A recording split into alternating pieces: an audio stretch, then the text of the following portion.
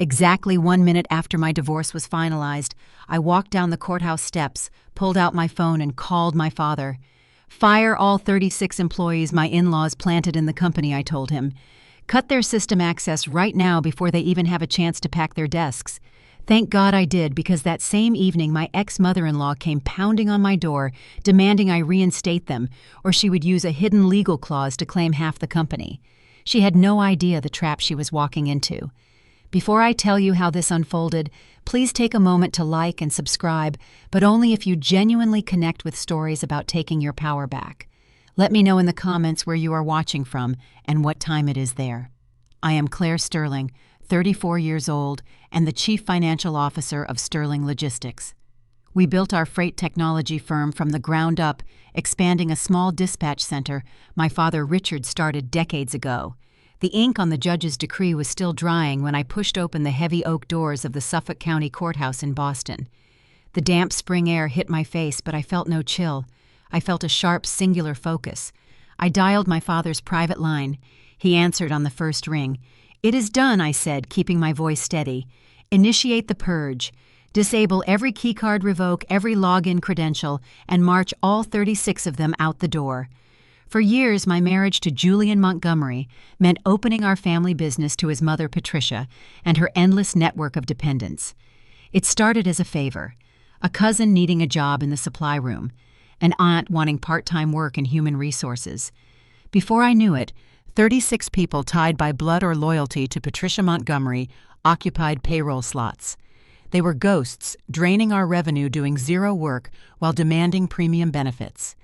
As the head of data analytics, I saw the financial hemorrhage clearly, but keeping the peace in my marriage meant looking the other way. Today, peace was no longer on the table. Julian emerged from the courthouse revolving doors just as I ended the call. He wore the same custom-tailored navy suit he wore to our rehearsal dinner, his posture loose and arrogant. He caught up to me on the sidewalk, a smug smile playing on his lips. "You get to keep your title, Claire," he said, adjusting his cuffs. "But you and your father are holding an empty bag. I already secured the contracts with your top-tier clients. They are migrating to my new venture by Friday. You just signed away your future." I looked at him. The man I spent 8 years loving stood there expecting me to break. Instead, I watched the screen of his phone light up in his hand. It rang once. Then it rang a second time. Another call beeped through on call waiting. He answered, his annoyance clear. "What is it I told you not to bother me?" I watched his features shift. The smugness drained from his face, replaced by a rigid tension. His cousin from procurement was shouting loud enough for me to hear the static from the receiver. Their access badges flashed red at the turnstiles. The company laptops locked them out mid-keystroke. Security personnel stood at their cubicles holding cardboard boxes. Julian lowered the phone, glaring at me. "You think locking out my family changes anything? You are a fool, Claire." I turned to walk away toward my car, leaving him on the sidewalk. The satisfaction lasted only a few steps. My own phone vibrated in my coat pocket. It was the lead systems engineer at our main terminal. "Claire, we have a catastrophic breach," he said, his breath hitching. The moment we revoked their credentials, a triggered script executed across the servers. The entire core accounting database was just wiped clean. I stopped walking. The street noise around me seemed to fade into a dull hum. Julian and his mother had not just siphoned our payroll. They had planted a logic bomb deep inside our infrastructure, waiting for this exact moment. I sat in the dark of my home office, the blue glare from 3 monitors illuminating the empty coffee mugs scattered across my desk. My fingers cramped over the keyboard. The logic bomb Julian deployed had systematically targeted our primary ledgers, severing the routing codes for active freight shipments across the eastern seaboard. I accessed the encrypted offshore backups I had quietly established months ago. Recovering the terabytes of corrupted data required manually patching the server pathways. I was a data analyst long before I took over the financial reins of Sterling Logistics. I understood the architecture of our servers better than the external tech vendors we employed. Julian thought he broke our spine, but he underestimated my paranoia. I watched the progress bar inch forward, restoring fragmented vendor invoices one byte at a time. The house was dead quiet save for the hum of the computer tower. I had spent 8 years building the predictive models that made our supply chain profitable. I was not going to let a vindictive ex-husband burn it to the ground. The sudden pounding on my front door vibrated through the floorboards. It was not a polite knock. It was the heavy, rhythmic striking of someone demanding submission. I glanced at the security feed on my secondary monitor. Patricia Montgomery stood on my porch under the harsh yellow security light. Her designer trench coat billowed in the night wind. She slammed her palm against the frosted glass of my front door again, shouting my name loud enough to echo down the quiet suburban street. I walked downstairs, the hardwood cold beneath my bare feet, and unlocked the deadbolt. Before I could speak, Patricia pushed her way across the threshold. The smell of expensive perfume and gin invaded my entryway. "You made a grave miscalculation today, Claire," she spat, her voice carrying an edge that could cut glass. Her face was flushed with manufactured outrage. "How dare you lock my family out of that building? You march into work tomorrow, reactivate every single badge, and issue formal apologies to all 36 of them." I stood my ground, keeping my posture relaxed, refusing to give her the reaction she craved. "Or what, Patricia?" She laughed, a sharp, humorless sound that rattled in the narrow hallway. "Do not play games with me." Julian made sure the marital dissolution agreements contained specific equity distribution clauses. "You fire my blood, I trigger those clauses. I will petition the court to freeze your operating assets and absorb half of Sterling Logistics by Friday. I will drag your family name through months of litigation. You will be liquidating your own trucks just to pay your legal fees." The neighbor across the street turned on their porch light, alarmed by the escalating volume. Patricia did not care. She thrived on scenes. She expected me to shrink to calculate the legal costs of a protracted battle and to fold. She expected the compliant daughter-in-law, who kept the peace at Sunday dinners, the woman who smiled politely while the Montgomery clan treated our corporate headquarters like their personal piggy bank. I turned away from her, walking toward the console table, where I had left a thick manila folder. I picked it up, feeling the weight of 6 months of forensic tracing in my hands. I did not raise my voice. I walked back and shoved the heavy stack of documents directly into her chest. She grabbed the folder reflexively to stop it from hitting the floor. "Read it," I told her. "Read exactly what you are threatening to defend in a court of law." Patricia ripped open the flap with an annoyed sigh. Her eyes darted over the highlighted bank statements, the IP address logs, and the incorporated tax filings. I watched her scan the first page, her brow furrowing as the numbers failed to align with her narrative. "Your 36 relatives never did a day of work for Sterling Logistics," I explained, my tone flat and even. "They were ghost employees. Take your nephew Kevin, for instance. He is listed as a regional fleet manager, yet cell phone tower data places him in a ski resort in Colorado for the past 8 months. I tracked the routing numbers attached to all of their payroll direct deposits. Every Friday, their paychecks were funneled through a staggered digital pipeline straight into an offshore holding account. A holding account registered to a shell entity in Delaware." Patricia stared at the paperwork. The color drained from her cheeks, leaving her skin pasty under the hallway light. Her hands developed a slight tremor, rattling the crisp pages. "The shell company is registered under the name Hawthorne Management." I continued stepping closer, so she was forced to look up from the files. "Hawthorne. Your maiden name. $5 million siphoned from our operational budget over 4 years to fund your lavish lifestyle, your country club memberships, and your son's hidden ventures. You did not build equity in my company. You orchestrated corporate fraud on a federal scale. You take me to court, Patricia, and I hand this entire dossier straight to the federal prosecutor. You will not get half my company. You will get a prison sentence." For a brief second, genuine fear flashed across her features. She looked at the damning paper trail in her manicured hands. I waited for her to crumble. I expected the backpedaling, the eager excuses, the tearful pleas for a private settlement to keep her out of a jail cell. I had prepared a severance agreement for her to sign right there in the foyer. Instead, Patricia closed the folder. The fear vanished from her eyes, replaced by a cold, predatory smirk. She tapped her manicured fingernail against the cover of the dossier, her posture straightening as she regained her footing. "You always were too smart for your own good, Claire, but you lack vision. You look at the data, but you never look at the people." She reached into the deep pocket of her trench coat and pulled out a single sheet of heavy parchment paper. She unfolded it deliberately, holding it up so the overhead light caught the embossed gold seal stamped at the bottom. "You think you hold all the cards because you found the money trail," she said, her voice dropping to a theatrical whisper. "But you forgot who actually holds the keys to the kingdom. Your father had a health scare last year. That mild stroke put him in the cardiac ward for a week.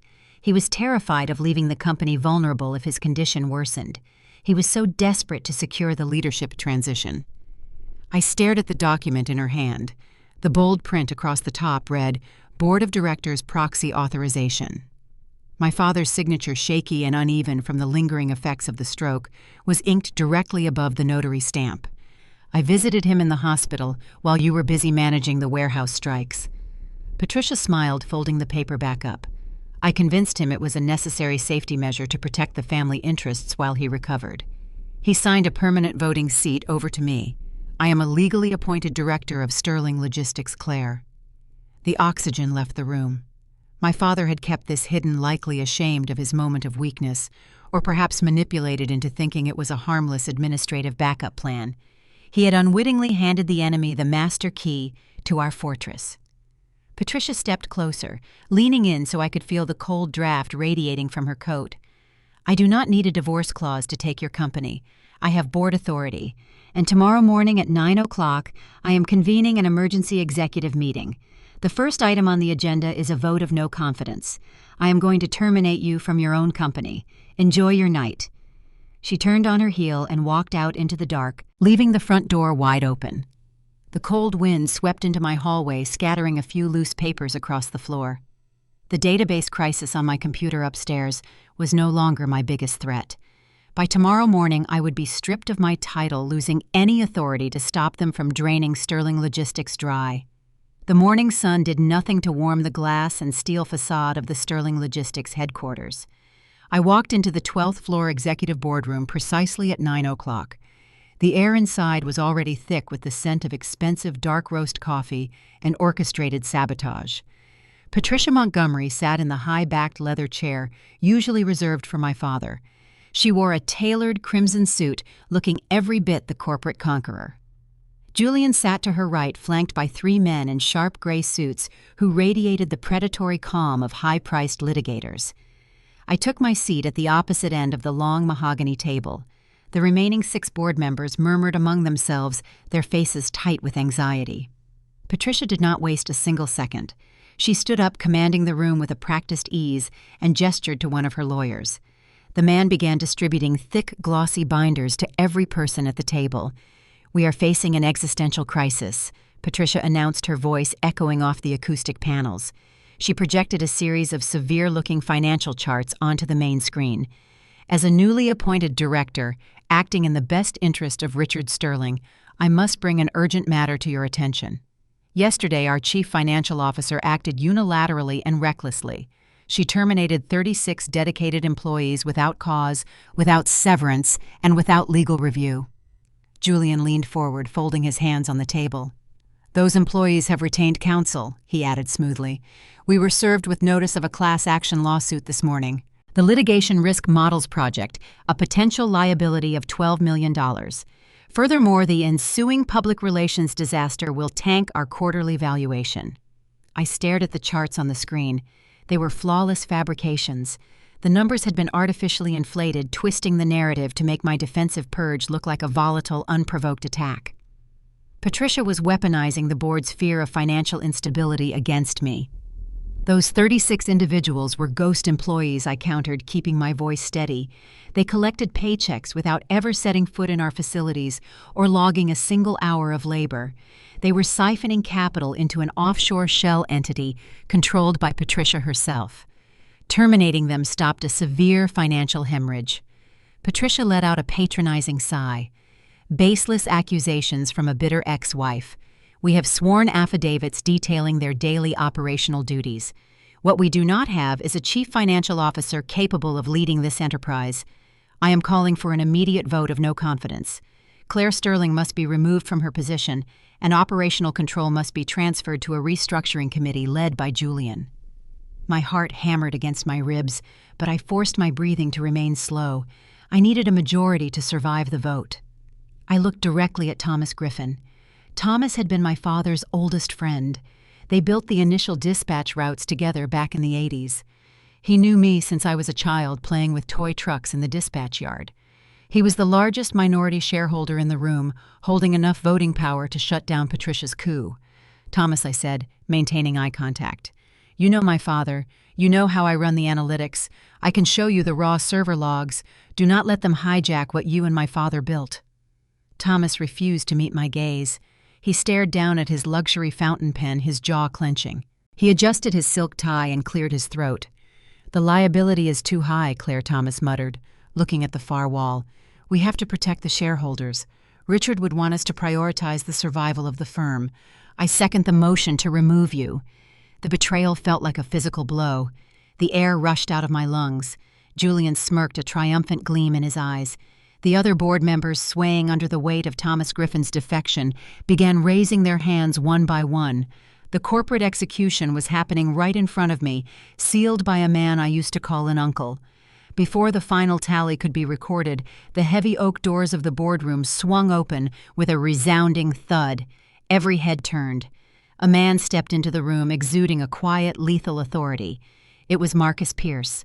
Marcus was an African-American man with a sharp, calculating gaze, dressed in an immaculate charcoal suit. He was married to Julian's older sister.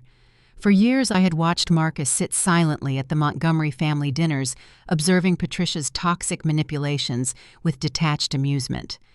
What Patricia and Julian willfully ignored was that Marcus did not just sit quietly because he was polite. He sat quietly because he was gathering data. Marcus was a senior forensic auditor for one of the most ruthless financial oversight firms on the Eastern Seaboard.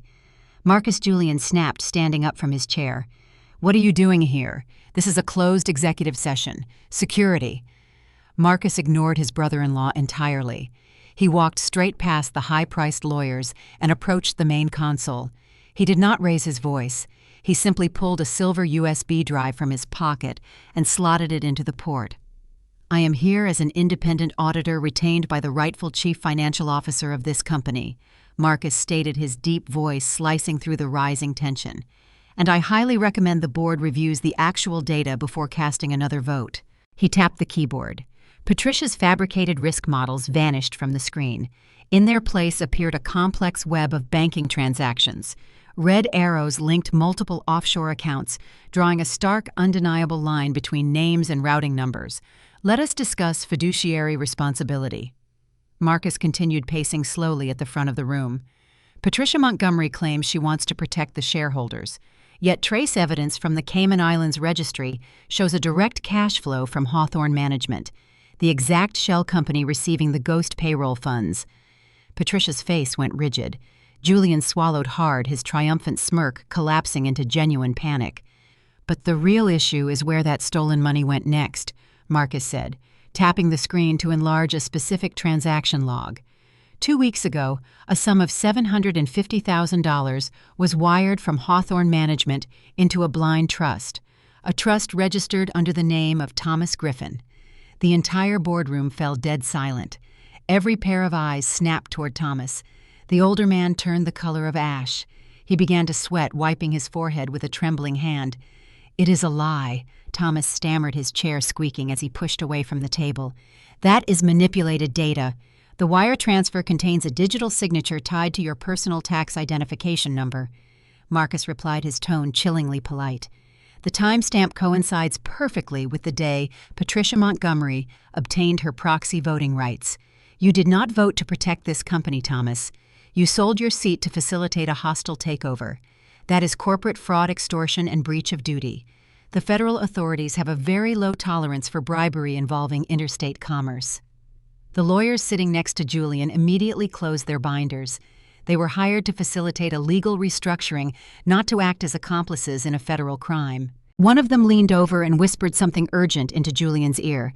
Thomas Griffin did not wait for the vote to be nullified. He scrambled to his feet, grabbing his briefcase, and practically ran out of the boardroom, refusing to look back. The remaining shareholders, realizing they had been used as pawns in a criminal conspiracy, quickly lowered their hands. The mutiny dissolved in a matter of seconds. I looked at Marcus, offering a silent nod of gratitude. He had just saved my company and my father's legacy. Julian slumped in his chair, running a hand over his face. Patricia, however, did not flinch. The exposure of her bribery, the flight of her accomplice, the collapse of her board takeover, none of it produced the fear I expected to see. She stood up slowly, brushing a piece of invisible lint from her crimson sleeve.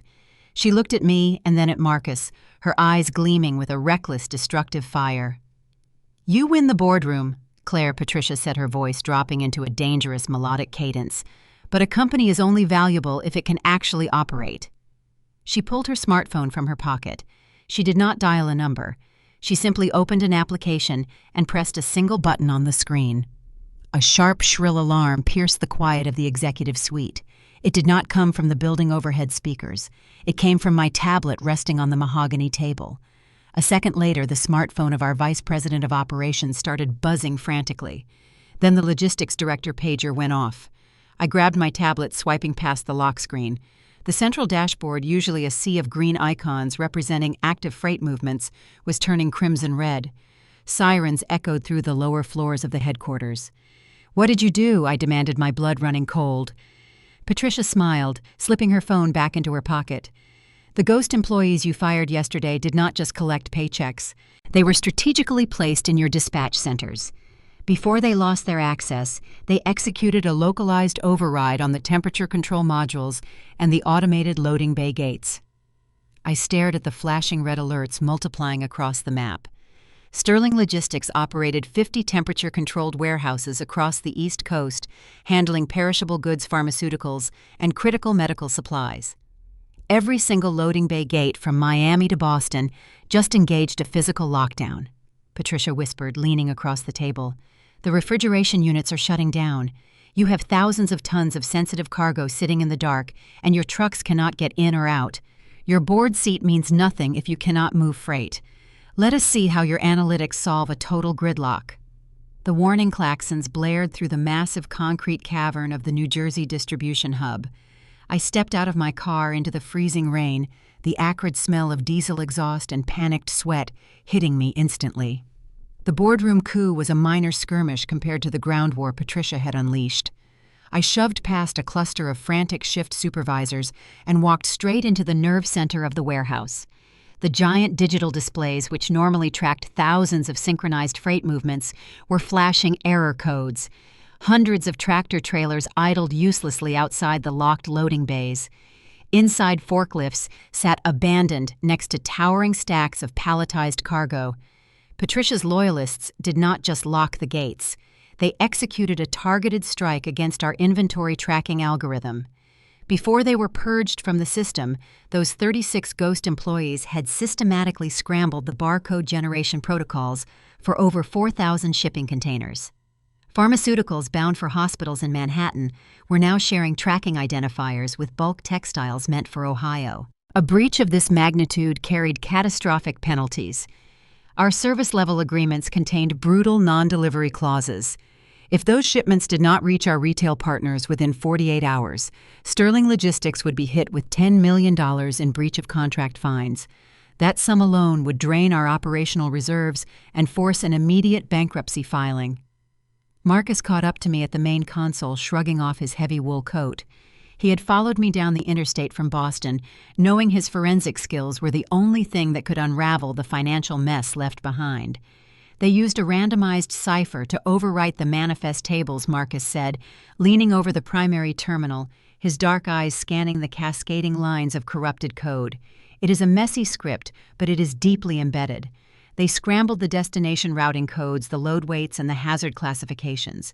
If we load a truck right now, we have no idea what is actually inside the trailer. My father built this logistics empire on reliability. I spent my 20s transforming his old paper manifest system into a predictive data network. I knew the architecture of this software because I wrote the foundational code myself. I pulled up a secondary terminal and cracked my knuckles. They scrambled the front-end identifiers I noted, bringing up a raw command prompt. But the physical RFID scanners on the forklift masts record unalterable timestamp metadata when a pallet is initially moved. We do not need the barcodes. We need to reverse engineer the loading sequence based on the original timestamp logs. For the next 16 hours, the warehouse floor became my trench. I bypassed the corrupted user interface, entirely diving into the back-end server architecture. I fed Marcus the raw data strings, and he cross-referenced them against our historical banking ledgers, identifying the fraudulent routing pathways Julian had authorized. I consumed black coffee until my hands shook, rewriting the sorting algorithm line by line. I had to manually link the physical dimensions of 4,000 pallets to their original shipping manifests using nothing but raw metadata. At hour 14, the warehouse manager, a grizzled veteran named Sal, slammed a fresh energy drink on my desk. "The refrigeration units in Zone C are hitting critical temperatures, Claire. If we do not get those insulin shipments loaded onto the reefers in the next 2 hours, we lose the entire batch." I hit the execute key on the final patch sequence. A tense silence fell over the control room. The loading circle on the main display spun agonizingly slow. Then the screen flashed green. A cascading list of verified shipping manifests flooded the monitors. The system matched the correct cargo weights to the correct destination hubs. The automated bay doors rumbled to life, grinding upward on their tracks. The roar of diesel engines outside shifted from an idle to a roar as the first wave of trucks backed into the docks. Cheers erupted from the shift supervisors. "Start loading Zone C immediately," I ordered Sal, my voice hoarse from lack of sleep. "Priority routing for all medical supplies. Move." Marcus leaned back in his chair, rubbing his bloodshot eyes. "You actually pulled it off," he murmured. "We bypassed the scramble. The supply chain is moving." The relief was a physical wave washing over me. We had beaten Patricia's deadline. We had saved the cargo. Then the flashing red and blue lights illuminated the rain-slicked pavement outside. It was not one police cruiser. It was a fleet of tactical vehicles accompanied by unmarked black SUVs. They swarmed the loading docks, forming a barricade that blocked the exit ramps. The blare of a police bullhorn cut through the noise of the idling trucks. "Cut the engines. Step away from the vehicles. This facility is under federal lockdown." I ran out onto the loading dock, the freezing rain soaking my shirt instantly. Heavily armed officers were already breaching the warehouse perimeter, forcing our drivers out of their cabs and ordering the forklift operators to kill their ignitions. Men wearing windbreakers with the letters DEA printed on the back stormed the control room I had just left. "What is going on?" I yelled, intercepting a tactical officer who was moving toward the Zone C loading bays. "You are disrupting critical medical shipments." A man in a dark suit stepped forward, holding up a badge. "Special Agent Miller, Drug Enforcement Administration. We received an anonymous tip, highly detailed, stating that Sterling Logistics is utilizing corrupted shipping manifests to transport bulk narcotics disguised as pharmaceutical supplies. We have a warrant to search every container in this facility."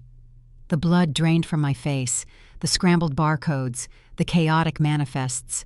Patricia and Julian did not just want to delay the freight. They wanted to weaponize the confusion. Julian had planted the anonymous tip. He knew the scrambled system would make it impossible for us to instantly verify the contents of the trailers to law enforcement. By the time the DEA searched 4,000 pallets by hand, the delivery window would slam shut. "You do not understand," I pleaded, trying to keep the panic out of my voice. "The system was sabotaged by a former executive. The manifests are verified now. I can show you the clean data." Agent Miller shook his head, his expression unyielding. "An anonymous tip regarding interstate narcotic trafficking overrides your internal data MAAM. This entire hub is an active crime scene. Nobody leaves and nothing moves until we open every single crate." He signaled to his team. I watched in horror as federal agents began snapping the heavy steel seals on the trailers we had just fought for 16 hours to load. The trucks were grounded. The $10 million penalty clock was ticking, and Sterling Logistics was now bleeding out under federal occupation. As I stood shivering on the dock, my phone vibrated. A text message illuminated the screen. It was from Julian. The message read, "Check the local news. You are going to need a good lawyer, Claire." I stood on the loading dock watching federal agents pry open pallets of insulin with crowbars. The rain plastered my hair to my face. Julian's text message glared from my phone screen. I pulled up the local news stream on the device, the harsh glare of the video washing over my exhausted features. Patricia Montgomery sat in the studio of Boston's leading morning news channel. She was dressed in a soft, unassuming beige cardigan, a far cry from the aggressive crimson power suit she wore during the boardroom coup. Her hair was styled to look slightly disheveled. She dabbed at the corner of her eye with a tissue, playing the role of the heartbroken matriarch to absolute perfection. "It is devastating," Patricia said, her voice quavering with manufactured grief. "I watched my son go through a painful divorce, but I never imagined his ex-wife would use her corporate authority to enact such petty, malicious revenge against innocent people." The news anchor leaned forward, clearly captivated by the drama. "Are you saying the sudden termination of 36 employees at Sterling Logistics was entirely personal?" Patricia nodded slowly, staring directly into the camera. Claire Sterling fired them without severance, without warning. She targeted minorities, single mothers, and working-class individuals simply because they were associated with our family. It was a purge driven by elitism and spite. She threw 36 vulnerable families onto the street just to punish my son. The broadcast cut to B-roll footage shot outside the Sterling Logistics headquarters. A group of diverse, exhausted-looking individuals held signs demanding justice and fair severance. I recognized none of them. Patricia had literally hired background actors to stand on the sidewalk and play the role of the devastated working class.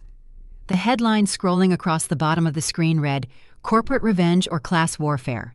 Boston Logistics CFO accused of discriminatory firings." My phone exploded with notifications. Email alerts chimed in rapid succession. 2 of our mid-tier retail partners formally issued intent to cancel their distribution contracts, citing the morality clauses in our service agreements. The public relations nightmare Julian's lawyers had threatened during the board meeting was unfolding in real time. The share price of Sterling Logistics, already unsteady from the ongoing DEA raid in New Jersey, plummeted 15% in the first hour of trading. I left the lockdown warehouse in the hands of our legal counsel and drove straight back to Boston. I needed to regain control of the narrative before our remaining clients jumped ship. When I pulled onto my street, a swarm of news vans and freelance reporters blocked my driveway. Microphones were shoved into my face the moment I stepped out of the car. Questions fired at me like bullets. "Did you fire single mothers out of spite, Claire? Is Sterling Logistics under federal investigation for smuggling? Are you resigning from your position?" I did not answer.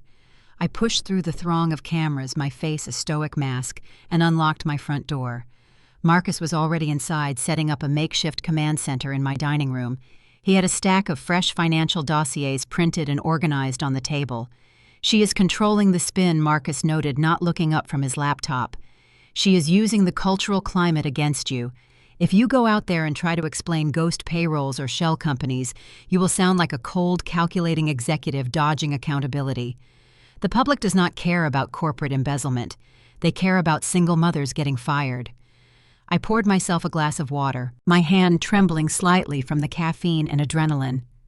"Then we do not talk about corporate embezzlement," I decided, staring at the stack of dossiers. "We talk about something the public cares about even more than corporate drama. We talk about charity fraud." An hour later, I stepped back out onto my front porch. The reporters surged forward, cameras flashing. I did not step up to the cluster of microphones. I simply stood to the side and motioned for Marcus to take the center position. A tall, imposing African-American man in an immaculate suit commands attention in a way a besieged executive cannot. The press corps quieted down, unsure of who he was. "My name is Marcus Pierce," he began, his voice projecting calm, indisputable authority. "I am a senior forensic auditor acting independently to review the financial irregularities at Sterling Logistics." He held up a thick bound document, letting the cameras focus on the official seal of his auditing firm. The 36 individuals terminated by Claire Sterling were not single mothers or marginalized workers, Marcus stated, shutting down the murmur of the crowd. They were fraudulent entities. But the real story is not the corporate theft. The real story is where the architect of that theft, Patricia Montgomery, learned her craft. Marcus opened the binder. He did not use corporate jargon. He used facts that hit close to home. Patricia Montgomery has served as the treasurer for the Trinity Grace Community Church for the past 12 years. Marcus continued, his tone clinical and devastating. A position that requires absolute moral integrity. During a routine cross-referencing of the shell accounts used to defraud Sterling Logistics, we discovered overlapping transaction histories. He pulled out large, high-resolution prints of bank statements and held them up for the cameras. These documents trace over $400,000 diverted directly from the Trinity Grace Congregational Tithes, the Soup Kitchen Fund, and the Youth Outreach Programs. Those stolen charity funds were routed into Patricia Montgomery's personal accounts. She used the donations meant for the most vulnerable members of her own community to purchase luxury vehicles, designer clothing, and secure private club memberships. We have already handed these findings over to the Massachusetts Attorney General's office for immediate criminal prosecution. The reporters erupted. The narrative shifted instantly. The story was no longer about a vindictive CEO. It was about a wealthy socialite stealing money from church collection plates. The public outrage that Patricia had carefully directed at me snapped back onto her like a coiled spring. Within minutes, the news networks cut away from their scheduled programming to report the explosive charity fraud allegations. I watched the reporters scramble to their vans, desperate to get a comment from the church elders and the Attorney General. The smear campaign was dead. Patricia's credibility was incinerated on live television. Marcus closed the binder, offering a curt nod. "The PR bleeding stops here," he said quietly. A heavy, exhausting relief washed over me. I finally had a moment to breathe, to assess the damage to the company, and to figure out how to lift the DEA blockade in New Jersey. I reached into my pocket to check the latest stock valuations. My phone rang.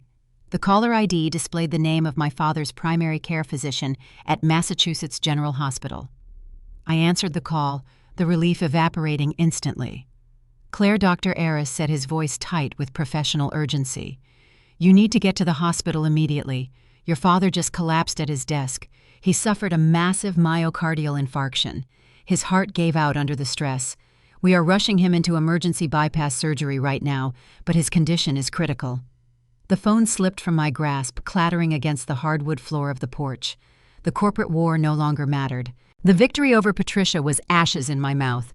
My father, the man who built the legacy I was fighting to protect, was dying.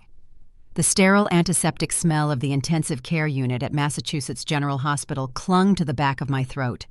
The rhythmic mechanical hiss of the ventilator was the only sound keeping me anchored to reality.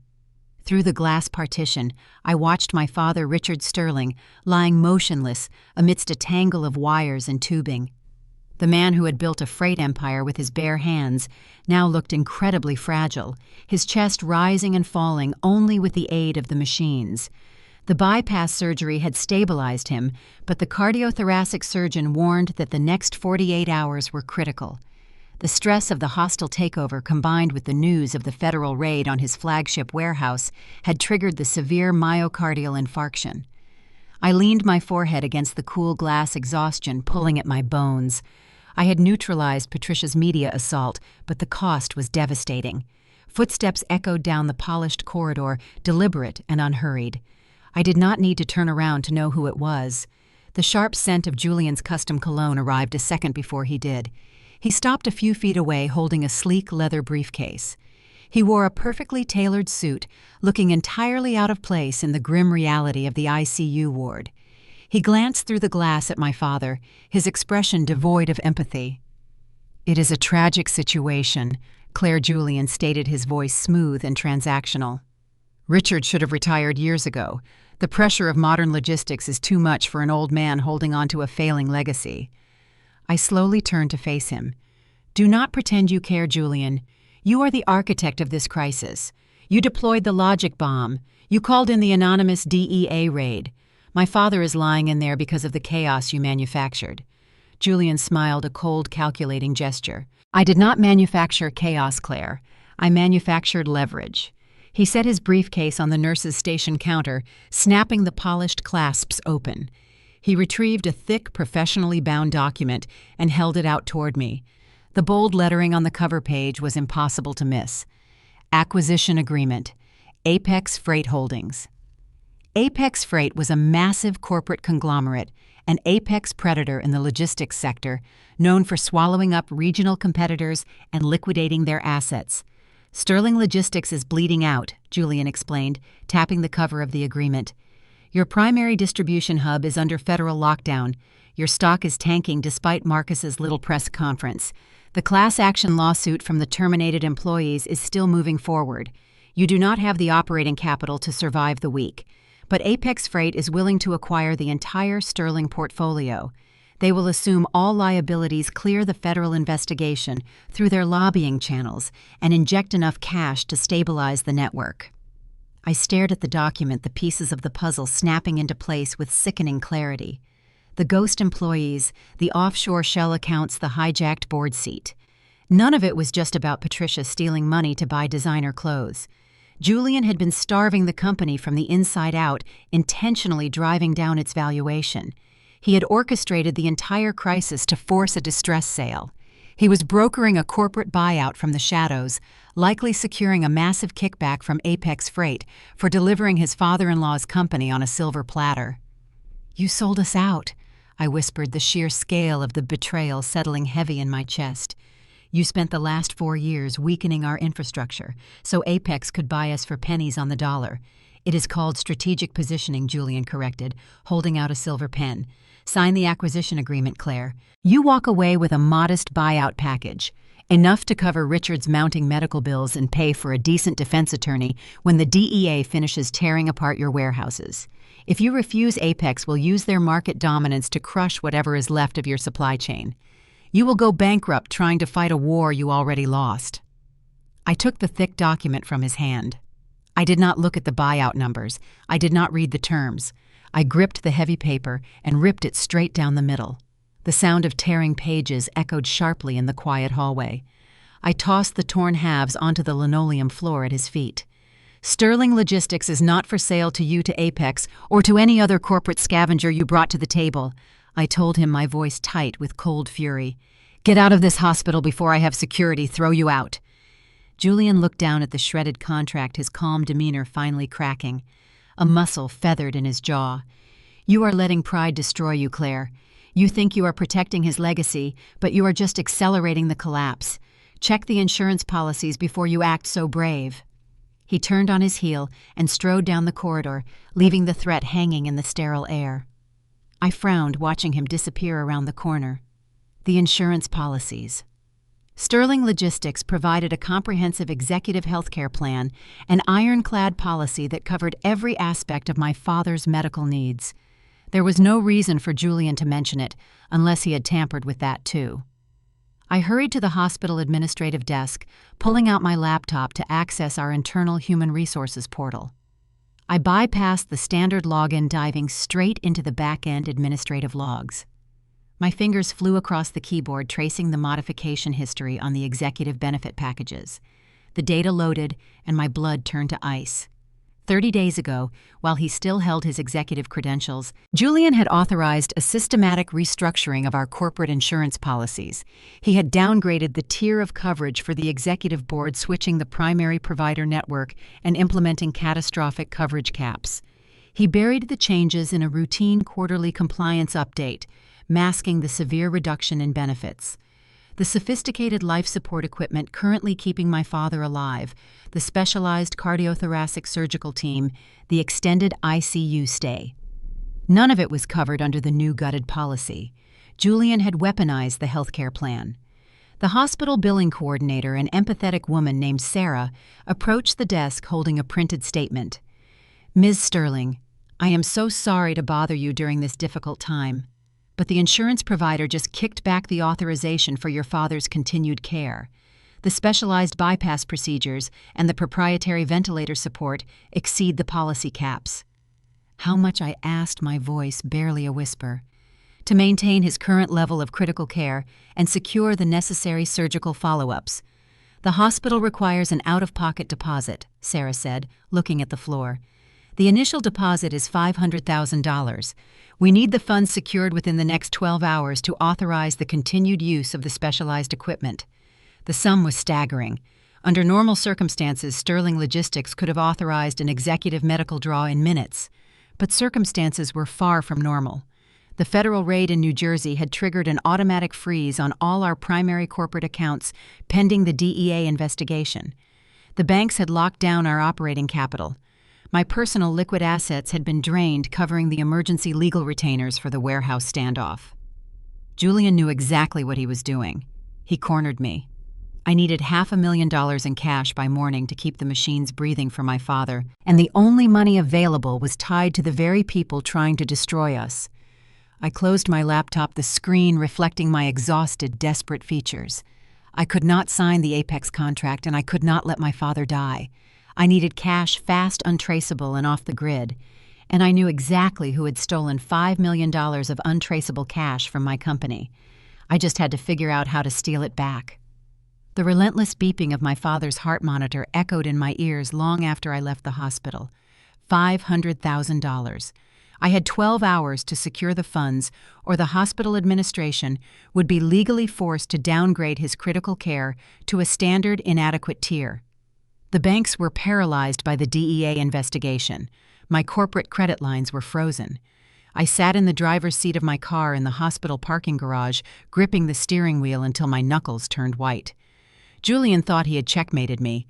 He thought the only way to save my father was to surrender the company to Apex Freight. He underestimated my willingness to weaponize their own greed. I picked up my phone and dialed Marcus. He answered instantly, the sound of rapid typing clattering in the background. "I need a honeypot," I told him, skipping the pleasantries. "I need a digital trap disguised as an unsecured offshore ledger, and I need it to look like it holds a massive hidden cash reserve." Marcus stopped typing. "What are you planning, Claire?" "I am going to feed Patricia and Julian a ghost account. We are going to make them think my father was hiding a $2 million slush fund in a Delaware holding bank separate from the primary corporate accounts the DEA froze. We know they are thieves. If they think there is untraceable cash sitting unprotected, their greed will override their caution. They will try to steal it." "I do not understand," Marcus replied, his tone skeptical. "How does letting them hack a fake account generate the $500,000 you need for the hospital right now?"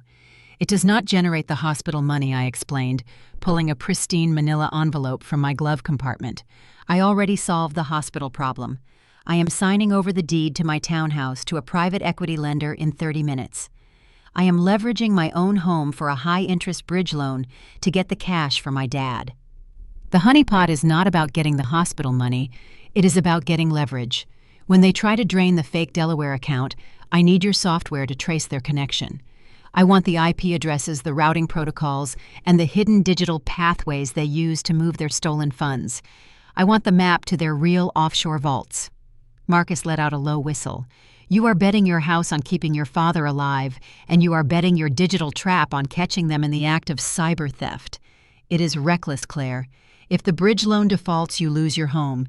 If they use a secure proxy, the trace fails. Just build the trap, Marcus. I will handle the bait." I ended the call and scrolled through my contacts until I found the name Valerie. Valerie was the former executive assistant to the board. I had fired her along with the 36 ghost employees because I had long suspected she was Patricia's informant inside the C-suite. I drafted a highly encrypted, self-destructing email, formatting it to look like a desperate internal memo sent to my lead accountant. The message read, "The federal freeze locked down the primary operating accounts. The only liquid capital we have left to cover the hospital deposit is the $2 million emergency reserve my father parked in the Delaware Auxiliary Trust. I am initiating the transfer protocols tonight. Do not let the feds flag the routing numbers." I attached a fake routing manifest containing the access credentials Marcus was currently fabricating, and I hit send. I knew Valerie would read it. I knew she would instantly forward it to Patricia. It was the digital equivalent of dangling raw meat in front of starving wolves. I drove to the private equity office in downtown Boston. The transaction was swift and brutal. I signed a stack of predatory lending agreements, pledging my property as collateral against a $500,000 cashier's check. The interest rates were exorbitant, designed to force a default. I walked out of the office effectively homeless if Sterling Logistics did not survive the week, but I held the certified check that would keep the specialized ventilator pumping air into my father's lungs. I returned to my makeshift command center at my house, setting the cashier's check on the dining table. Marcus was already there, his laptop connected to a sprawling array of secondary monitors. The screens displayed lines of raw code, a digital net waiting to be tripped. "The Delaware honeypot is live," Marcus announced, handing me a mug of black coffee. I layered the security protocols to look authentic. It will resist a basic breach, but it will fold if they use the administrative backdoor keys they stole during the board coup. Once they initiate a transfer request, my script latches onto their outgoing data packets. We sat in silence, the glow of the monitors casting long shadows against the walls. The clock ticked past midnight. I drank the bitter coffee, exhaustion dragging at my eyelids. What if they do not bite? What if Julian suspects it is a trap? He is an arrogant corporate raider who just had his massive payout delayed by the DEA raid, Marcus replied, his eyes fixed on the screen. He is frustrated. And Patricia is a narcissist who believes she is untouchable. They will not be able to resist taking the last of your father's money. At 1:14 in the morning, a red alert flashed across Marcus's primary monitor. A sharp digital chime echoed in the quiet room. "We have a bite," Marcus said, his fingers flying across the keyboard. "Someone is pinging the Delaware server. They are using an outdated executive encryption key. It is definitely Julian's old login credentials." I stood behind him watching the lines of code accelerate. They are attempting to bypass the secondary firewall. "Let them in," I instructed, my heart pounding. "Make it look like a struggle, then drop the gate." Marcus executed a command. The screen indicated a successful breach. The fake account balance of $2 million appeared on the terminal. A moment later, a transfer request was initiated. They were trying to wire the entire amount to an external masked server. "Got you," Marcus whispered. The moment Julian's system attempted to pull the funds, Marcus's tracking script deployed. It piggybacked on the outgoing data request, tearing through the layers of proxy servers and VPNs Julian was using to hide his location. The script did not just identify the IP address. It burrowed into their network architecture, copying the hidden routing tables they used to manage the $5 million they had stolen from Sterling Logistics over the years. The transfer failed. Marcus announced, a triumphant grin breaking across his face. The honeypot triggered an automatic lockout code, simulating a banking error. They did not get a dime. But look at this. He brought up a new window. Cascading lines of unencrypted financial data flooded the screen. "The tracing algorithm worked perfectly," Marcus explained, pointing to a specific cluster of routing numbers. "I have the digital map to their offshore labyrinth. I have the account numbers, the shell company registries, and the transaction timestamps. We can prove exactly where every stolen dollar is hidden." A surge of fierce, vindicated energy coursed through me. I finally had the ammunition to destroy their financial fortress. My phone vibrated violently against the wood table. I picked it up. The caller ID was restricted. I answered, putting it on speaker. "You think you are clever, Claire." Julian's voice crackled through the speaker, vibrating with barely contained rage. He had realized the Delaware account was a setup the moment the transfer failed. "I think you are predictable, Julian," I replied, my voice steady and cold. "Did you really believe my father would leave $2 million unprotected? You just handed me the digital fingerprint of your entire embezzlement ring. You do not have anything that will stand up in a courtroom," he snapped, though the slight waver in his tone betrayed his panic. "You are playing a desperate game and you are out of moves. The DEA is dismantling your warehouses. Your father is dying. And as of 5 minutes ago, your fleet is effectively grounded." I frowned, a cold knot forming in my stomach. "What are you talking about?" "Check your supplier portals," Julian sneered. "You relied on my industry connections to secure your maintenance contracts. I just made a few phone calls. Every major parts supplier on the eastern seaboard just blacklisted Sterling Logistics. No replacement tires, no engine components, no transmission fluids. Your trucks will break down on the highways, and you will not be able to fix a single one. Let us see how your data analytics fix a blown axle." He ended the call, the dial tone ringing like a death knell in the quiet room. I grabbed my laptop, frantically logging into our primary maintenance portal.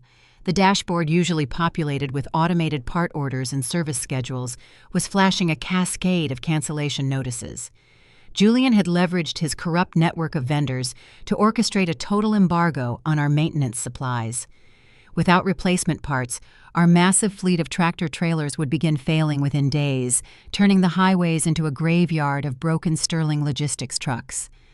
I had the map to their stolen money, but Julian had just severed the mechanical lifeblood of my company. The maintenance alerts cascaded down my monitor like a digital hemorrhage. By 6 a.m., over 100 Sterling Logistics tractor trailers were stranded at weigh stations and rest stops across the I-95 corridor. Brake pads were worn to the metal, alternators were seizing, reefers carrying perishable goods were failing due to unserviced compressor belts. Julian's embargo was brutally efficient. He had weaponized the corporate supply chain against us, ensuring that every major parts distributor and national repair chain locked us out of their service bays. The killing blow arrived via email at 7:15 a.m. It was a formal notice of intent from Amazon, our largest e-commerce client. The message stated that if our fulfillment metrics dropped below the contracted threshold for consecutive days, they would trigger the termination clause and migrate their freight to a competitor, likely Apex Freight. "We are paralyzed," Marcus said, pouring his fourth cup of coffee. "I ran a diagnostic on the available fleet. We have less than 48 hours before the rolling breakdowns force us to ground operations entirely. You cannot move freight if the wheels do not turn." I stared at the map of stranded trucks. My father built this company by knowing the roads, not just the boardrooms. Julian controlled the corporate vendors, the sterile, sanitized side of the industry that operated on golf course handshakes and golf course bribes. But the actual machinery of logistics did not run on corporate accounts. It ran on grease sweat and independent labor. "We bypass the corporate vendors," I told Marcus, grabbing my coat. "We go to the independents." Marcus looked at me skeptically. "The mom-and-pop garages. Claire, they do not have the inventory volume or the credit lines to float repairs for a fleet this size. They operate on cash, and our accounts are frozen." "I know," I replied, checking my phone for the address I needed. "But they have the skills, and they have the parts. And you have the connections."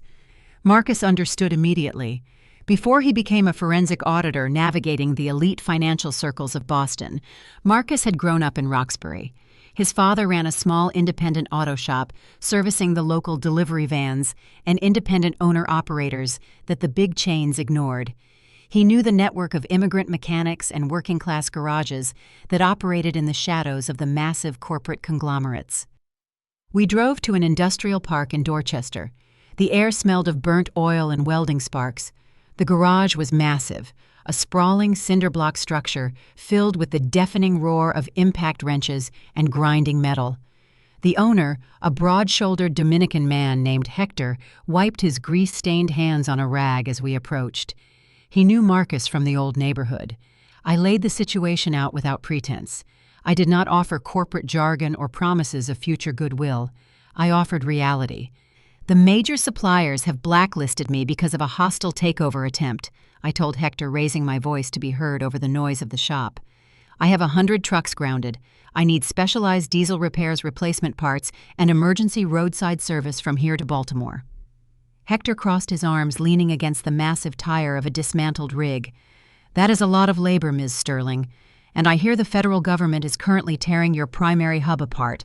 My guys need to get paid. I cannot float repairs for a massive fleet on credit, especially not for a company that might go bankrupt by Friday. I do not have cash," I admitted frankly, "but I have equity." Hector frowned, exchanging a look with Marcus. "Equity." I pulled a legally binding contract from my bag, drafted hastily by my legal counsel during the drive over. "I am offering you and a consortium of independent garages an exclusive 5-year maintenance contract for the entire Sterling Logistics fleet.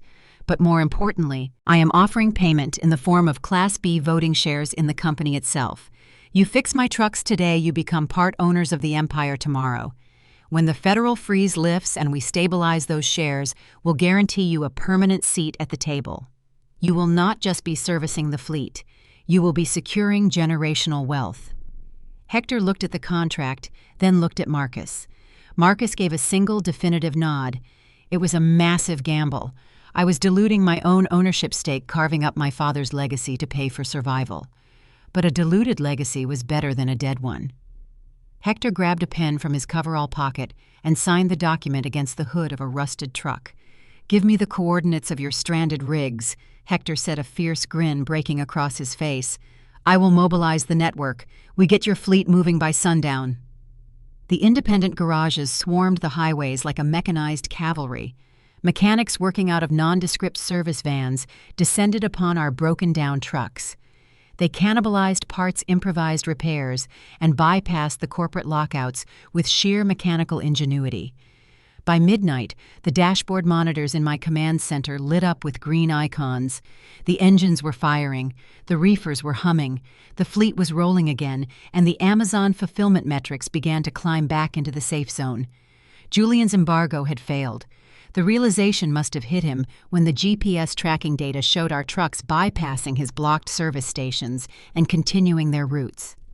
I imagined him staring at his screen, realizing that his corporate sabotage had been dismantled by the very working-class mechanics his mother had mocked on national television.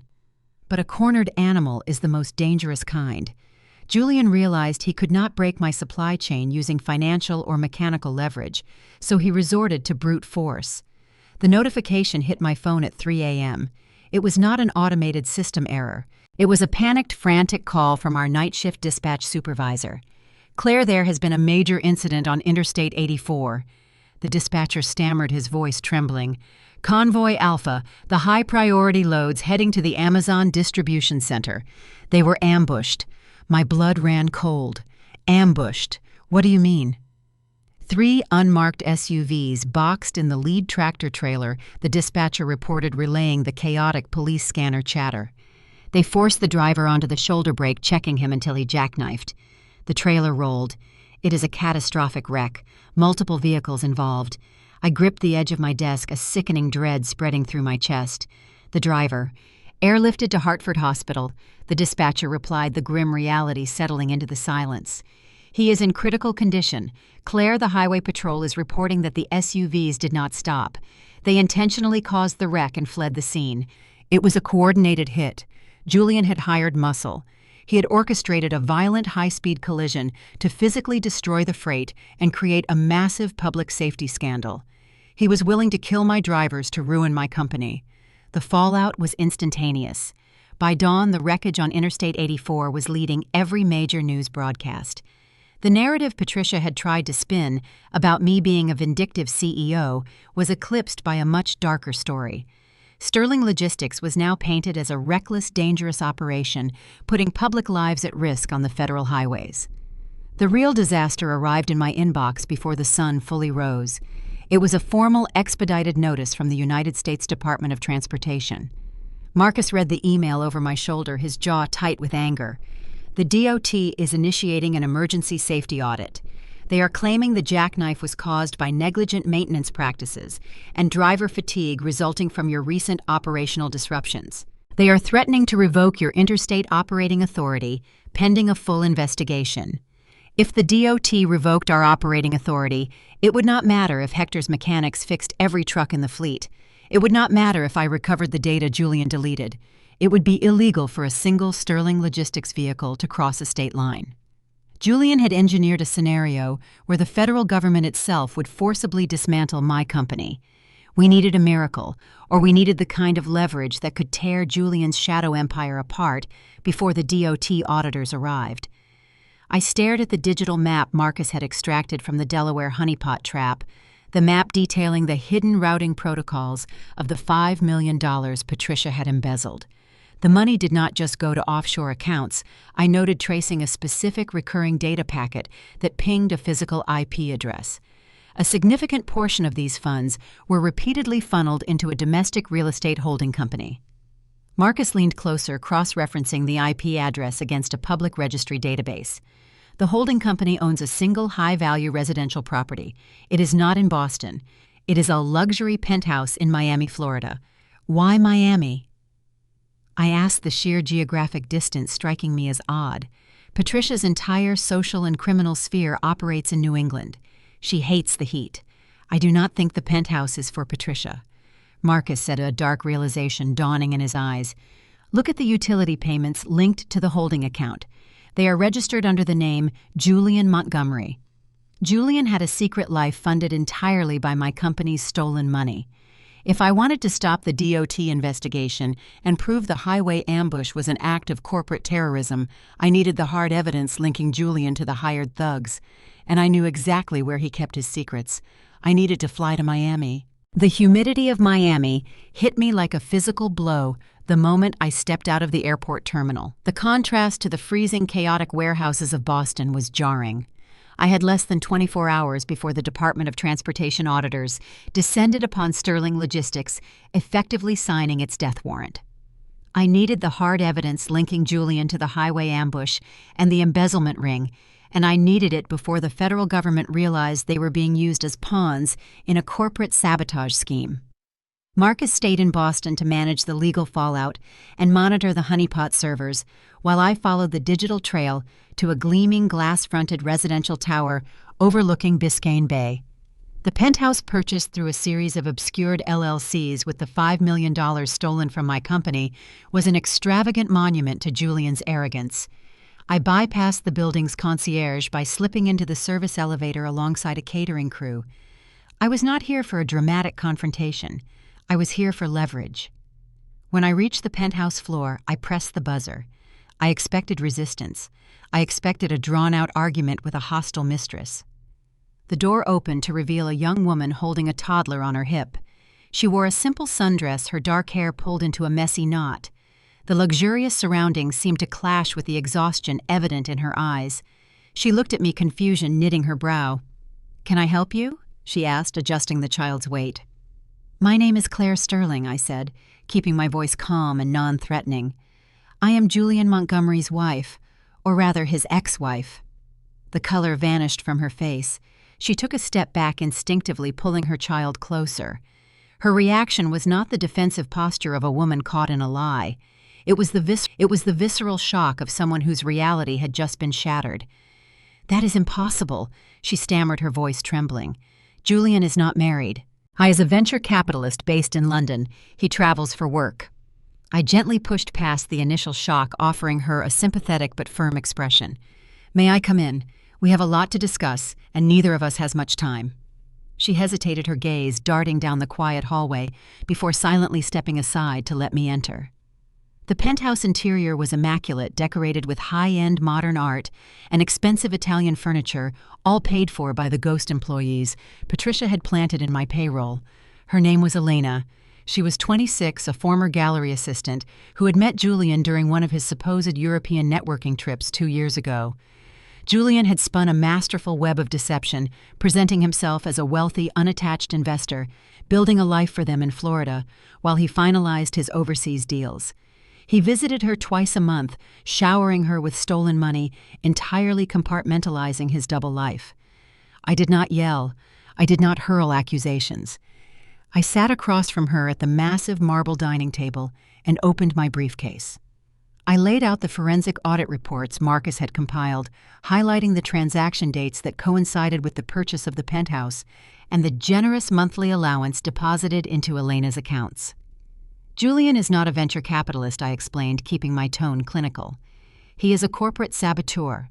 The money funding this lifestyle was embezzled from my family's logistics firm. The federal government is currently dismantling my company because of his actions, and the authorities are actively tracing these funds." Elena stared at the documents, tears welling in her eyes as the magnitude of Julian's deception sank in. The man she loved, the father of her child, was a phantom constructed from stolen wealth. "Why are you showing me this?" Elena asked, her voice cracking. "Do you want to take the apartment? Do you want to leave us with nothing?" "I want the man who put my father in a hospital bed to face justice," I replied. "Julian orchestrated a violent highway ambush yesterday that nearly killed one of my drivers. I need the evidence linking him to the hired muscle and the shell companies. You are not his accomplice, Elena. You are his victim. But when the FBI follows this money trail, they will look at the title of this penthouse, and they will see your name. You need immunity, and I need proof."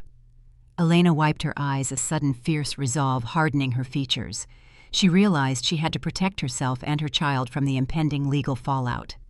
"He keeps a secure laptop here," Elena said, standing up from the table.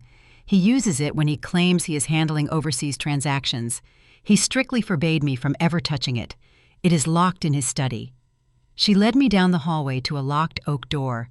She retrieved a hidden key from a decorative vase and unlocked the room. The study was sparse, containing only a desk and a heavy fireproof safe. Elena opened the safe, retrieving a sleek titanium-cased laptop. He left it behind after his last visit, she explained, handing the device to me. He said he would need it for a major acquisition next week. I gripped the laptop, the cold metal feeling like a lifeline. This device held the encrypted communications, the burner email accounts, and the direct financial logs linking Julian to the highway ambush and the Apex freight collusion. It was the smoking gun I needed to clear Sterling Logistics and destroy the Montgomery Syndicate. "Thank you, Elena," I said, sliding the laptop into my briefcase. "I will have my legal team contact you regarding immunity agreements. You need to pack a bag and leave this apartment. The authorities will be here soon." I turned to leave the study, the adrenaline surging through my veins. I had secured the evidence. The nightmare was almost over. A heavy, resounding crash echoed from the front of the penthouse. Elena gasped, clutching her child. The sound of splintering wood and heavy boots marching across the marble floor filled the apartment. Claire Julian's voice boomed through the hallway, dripping with venom. "Did you really think you could track my movements without triggering my security alerts?" I froze. Julian had not just hidden his second family. He had installed digital tripwires on the property registry. My access to the building logs had alerted him, and he had not come alone. Two men appeared in the doorway of the study. They were not corporate lawyers. They were broad-shouldered, scarred individuals, wearing dark tactical gear, the kind of men you hire to run an 18-wheeler off a federal highway. The muscle Julian used for his dirty work had arrived. Julian stepped into the room behind them, his tailored suit contrasting sharply with the violent intent radiating from his hired thugs. He looked at Elena, his expression chillingly devoid of emotion, before turning his gaze to the briefcase in my hand. "You always were a remarkably thorough analyst," Claire Julian sneered, stepping closer. "But you are terribly out of your depth in the real world. Hand over the laptop." I backed away, assessing the room. There was no secondary exit. The study was a dead end. You think destroying a laptop erases the digital footprint, Julian challenged, stalling for time. Marcus already has the routing tables. The DEA is already analyzing the shell companies. The routing tables are circumstantial. Without the direct communication logs housed on that hard drive, Julian countered, his confidence returning. "That laptop contains the encrypted messaging keys I used to communicate with the contractors who handled the highway incident. Without it, you cannot prove I orchestrated the crash. You cannot stop the DOT audit. You lose the company, Claire, and after today you lose everything else." He gestured to the thugs. "Get the briefcase." The larger of the two men lunged forward, reaching for my arm. I did not hesitate. I swung the heavy leather briefcase, bringing the solid brass clasps hard across his jaw. The man grunted, stumbling back in surprise. Elena screamed, clutching her child. Julian shouted an expletive, urging the second man forward. I grabbed a heavy bronze sculpture from Julian's desk and hurled it toward the doorway, shattering the glass panels of a nearby display cabinet. The sudden explosion of glass created a momentary distraction. I bolted past the stunned thug, sprinting down the long hallway toward the penthouse entrance. "Get her!" Julian roared, his polished facade completely dissolving into raw panic. I burst through the shattered front door and scrambled into the hallway. The service elevator I had used to enter was still on the floor, its doors open. I dove inside, slamming my hand against the lobby button. The heavy boots pounded against the marble floor, closing the distance rapidly. One of the thugs reached the elevator bank just as the doors began to slide shut. He wedged his thick arm between the panels, the safety sensors screaming as he tried to force them apart. I kicked hard, my heel connecting with his knee joint. He yelled in pain, his grip faltering. The elevator doors sealed shut, the mechanical hum of the descent drowning out Julian's furious shouting. I leaned against the metal wall, my chest heaving, clutching the briefcase tightly to my side. I had survived the physical confrontation, but the victory was temporary. Julian knew I had the laptop. He knew his entire criminal enterprise was contained within that hard drive. He would not stop until he retrieved it. The race back to Boston was no longer a corporate maneuvering strategy. It was a fight for survival. The flight back to Boston was a blur of adrenaline and agonizing paranoia.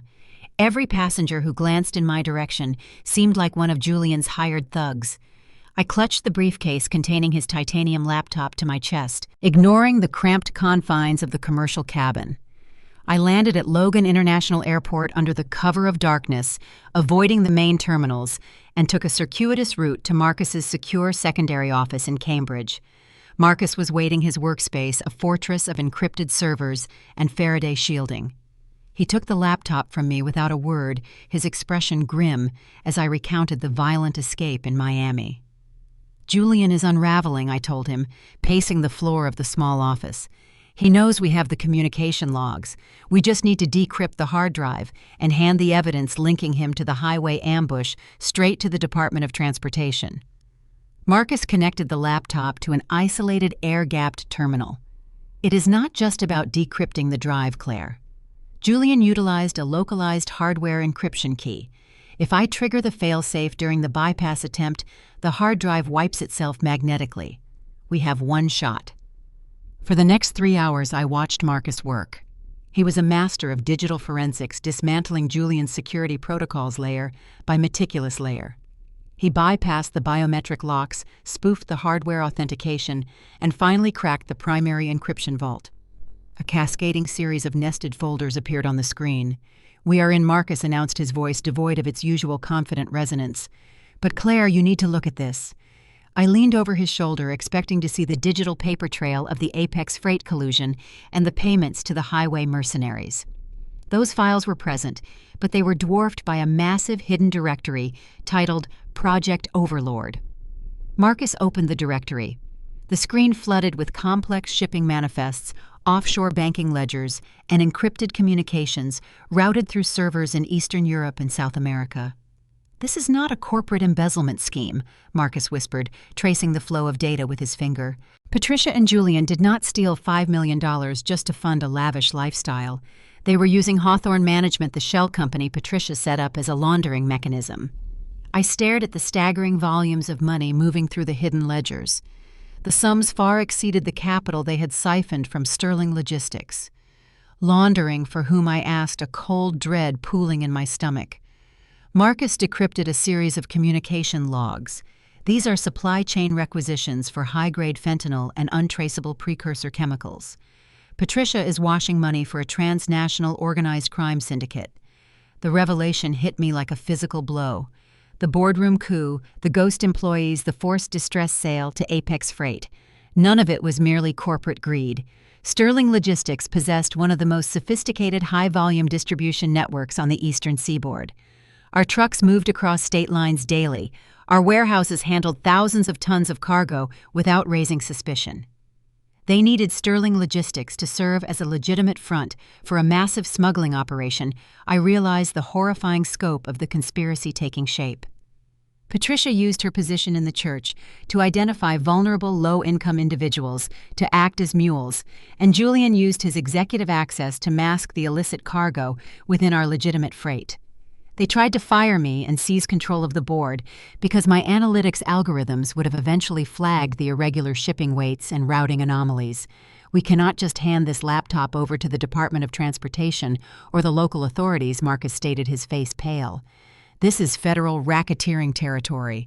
If you walk into a police station with evidence that Sterling Logistics infrastructure was prepped to traffic international narcotics, the government will not view you as a victim. They will view the entire company as a criminal enterprise." He was right.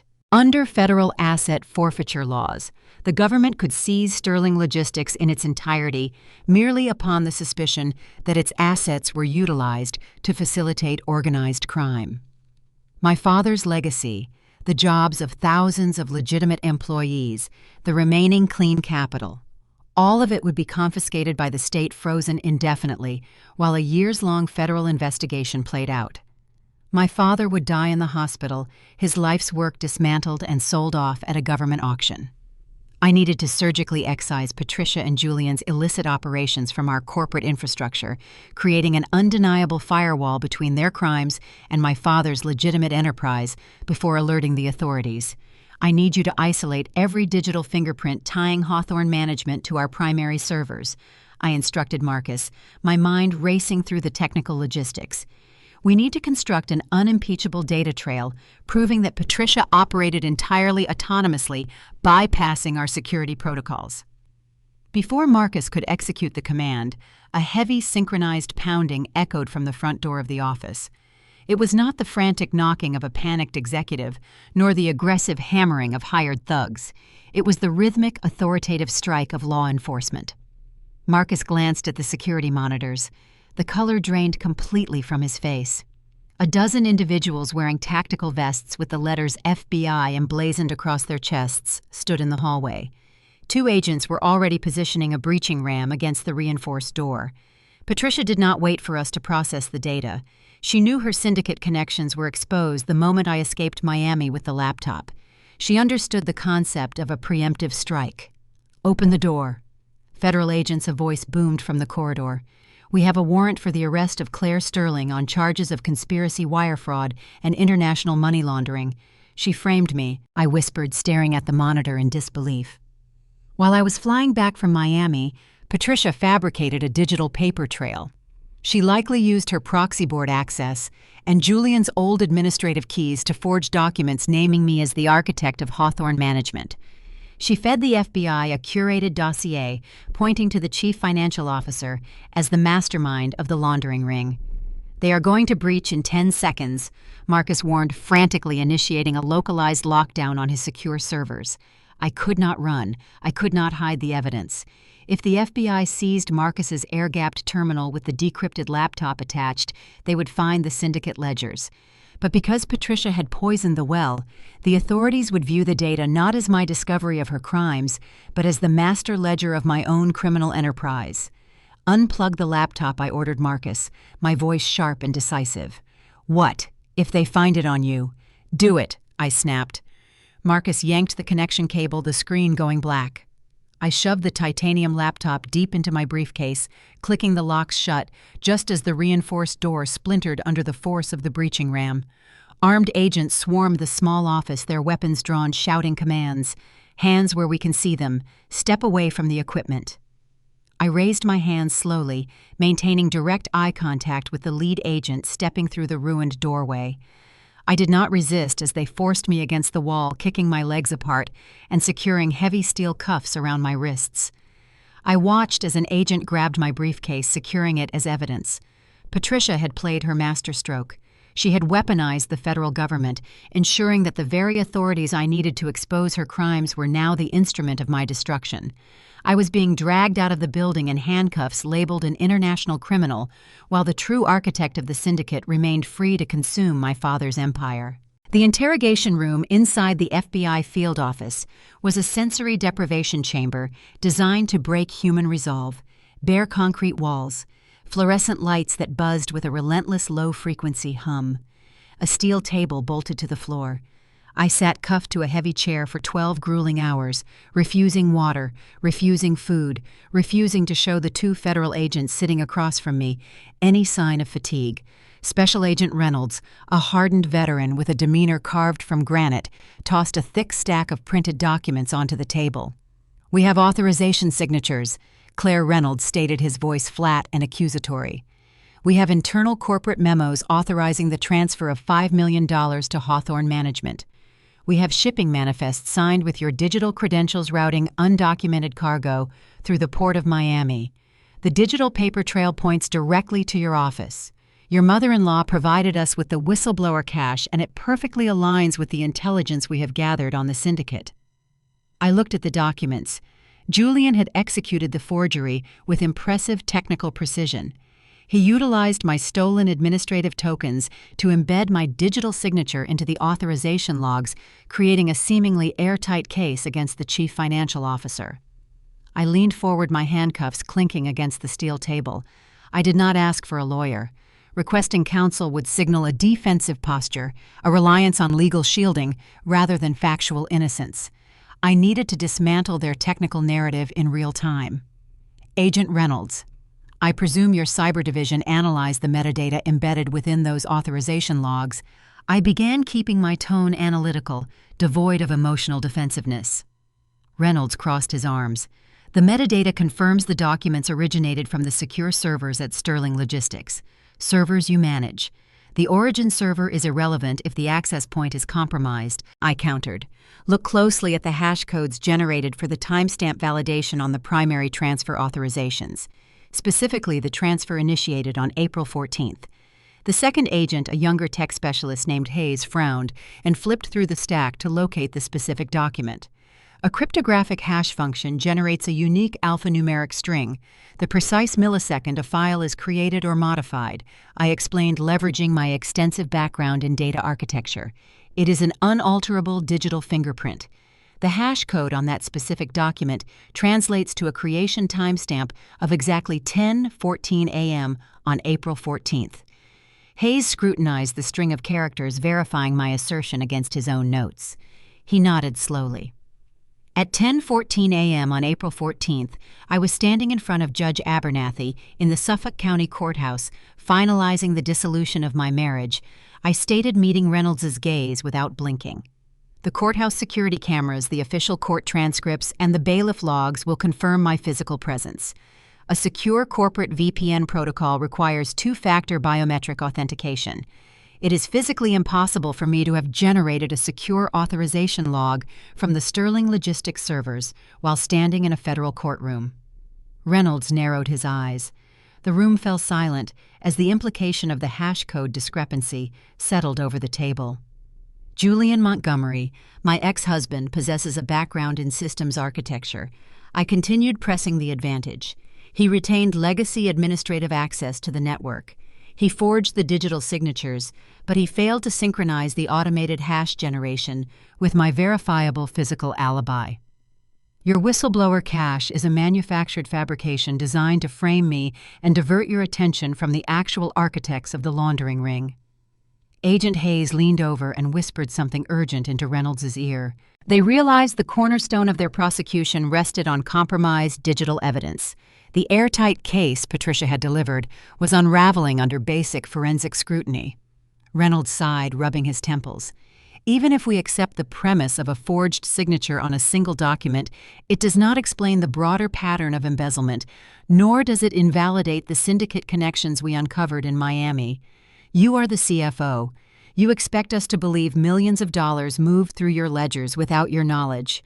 I expect you to follow the data, not the narrative hand-fed to you by a woman currently stealing from church charity funds, I retorted sharply. I possess the decrypted hard drive containing the actual communication logs between Julian Montgomery and the syndicate operatives. The laptop your agents confiscated from my briefcase in Cambridge. I secured it in Miami precisely because I discovered their operation. The interrogation dragged on for several more hours, shifting from accusatory to collaborative. I mapped out the entire corporate sabotage scheme, detailing the ghost employees, the DOT ambush, and the honeypot trap Marcus engineered.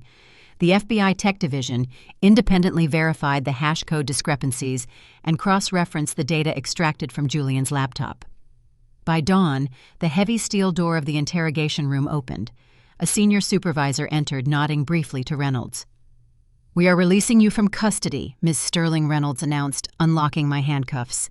"The technical evidence supports your assertion of forgery regarding the authorization logs." I rubbed my bruised wrists, relief warring with exhaustion. "Then you have enough to arrest Patricia and Julian." Reynolds shook his head, his expression grim. "No." The laptop data links Julian to the highway sabotage and the embezzlement, but the syndicate connections are obscured behind layers of encrypted proxies. We know Patricia is washing the money, but proving her direct operational control over the transnational smuggling ring requires a confession or irrefutable unencrypted communication data. If we move on them now for the corporate fraud, the syndicate will cut ties, destroy the larger network evidence, and disappear. He leaned against the table, fixing me with a stern look. "The federal freeze on Sterling Logistics remains in place. We cannot release the assets of a company currently categorized as a syndicate transit hub. The DOT audit will proceed." I stood up, the harsh reality of the situation crushing my brief moment of victory. I proved my innocence, but my company was still dead. The federal government would watch Sterling Logistics suffocate under the asset freeze while they painstakingly built a sprawling multi-year racketeering case against Patricia's shadowy associates. My father would not survive the week without the hospital funding. "I cannot wait for a federal grand jury," I told Reynolds, my voice hardening. "You need a direct confession linking Patricia to the syndicate to break the proxies. I will get it for you." The federal agent stared at me, incredulous. Reynolds scoffed. You are a civilian, Claire. You are not a trained operative. You cannot just walk up to a syndicate money launderer and ask for a confession." "I am not going to ask her," I replied, gathering my coat. "I am going to make her panic. Patricia is arrogant, but she is also paranoid. She relies on control. If she believes she lost control of the narrative, she will make a catastrophic mistake." I walked out of the FBI field office into the freezing Boston morning, my mind calculating the desperate strategy required to force Patricia's hand. I could not rely on the slow, methodical grind of the justice system. I needed to orchestrate a scenario where Patricia and Julian incriminated themselves on a platform so public and undeniable that the FBI would be forced to arrest them immediately, breaking the syndicate ties and lifting the corporate freeze. I met Marcus at a secluded diner near the harbor. He looked battered, dark circles bruising his eyes after spending the night dismantling his servers to prevent the FBI from confiscating his independent audit files. "They released you," Marcus said, sliding a cup of coffee across the table. "They released me, but they kept the company," I replied, staring at the dark liquid. "The feds need a direct, unencrypted connection between Patricia and the syndicate bosses to move. Otherwise, Sterling Logistics dies in a holding pattern. We have to flush her out." How Marcus asked, his brow furrowing. "She thinks she won. She thinks you are currently sitting in a federal holding cell facing 20 years for money laundering." "Exactly," I said, a dangerous plan forming in my mind. "So we changed the narrative. We need Patricia to believe that the FBI did not just release me. We need her to believe they recruited me." Marcus stared at me, the implications sinking in. "You want to convince a woman connected to a violent transnational crime syndicate that you are an active federal informant. Claire, if she believes you cut a deal to testify against the syndicate bosses in exchange for immunity, she will not just try to steal your company. She will try to kill you." I know I stated, meeting his gaze with absolute resolve, but fear breeds mistakes. I am going to leak a heavily redacted, forged immunity agreement to Valerie, her spy. I will make sure Patricia believes I am wearing a wire and scheduled to brief the federal grand jury tomorrow morning. When she realizes her entire operation is compromised, she will turn on Julian to save herself, and we will be there to catch the fallout. The forged document Marcus created was a masterpiece of bureaucratic intimidation. It bore the official seal of the Department of Justice and outlined a sweeping proffer agreement granting me full federal immunity in exchange for acting as a cooperating witness against the Hawthorne Management Syndicate. I sent a low-resolution photograph of the document to Valerie utilizing an encrypted messaging application I knew she monitored for Patricia. The message accompanying the image was brief and panicked. "Tell the board I cannot attend the restructuring meeting. The feds offered me a deal. I am testifying against the Montgomery accounts tomorrow." The digital trap was set. Now we needed to monitor the ensuing explosion. Marcus had long anticipated that Patricia would use his wife Sarah as leverage. Sarah was Julian's older sister, a gentle, unassuming woman who had spent her life shrinking under Patricia's domineering shadow. After the boardroom coup failed, Patricia effectively isolated Sarah in the Montgomery family estate in Brookline, restricting her communication to ensure Marcus did not release his audit files. Marcus circumvented the isolation by utilizing a seemingly innocuous anniversary gift. He had delivered an expensive espresso machine to the estate earlier that week. Hidden deep within the insulated casing was a high-grade voice-activated surveillance transmitter. I sat in Marcus's Cambridge office, the audio receiver humming with static. We waited in tense silence for Patricia to react to the leaked immunity agreement. The receiver crackled to life at 8 p.m. The sharp, frantic pacing of hard-soled shoes on hardwood floors echoed through the speaker. Julian's voice broke the silence, vibrating with raw panic. "She cut a deal. Claire cut a deal with the feds. I told you framing her was a mistake, Mother. You pushed her into a corner and she gave them everything. The laptop, the routing tables, the shell companies. Calm down, Julian." Patricia snapped, her usual composed cadence fracturing under the pressure. "An immunity agreement means she has not testified yet. It means the FBI still needs her corroboration to build the racketeering case.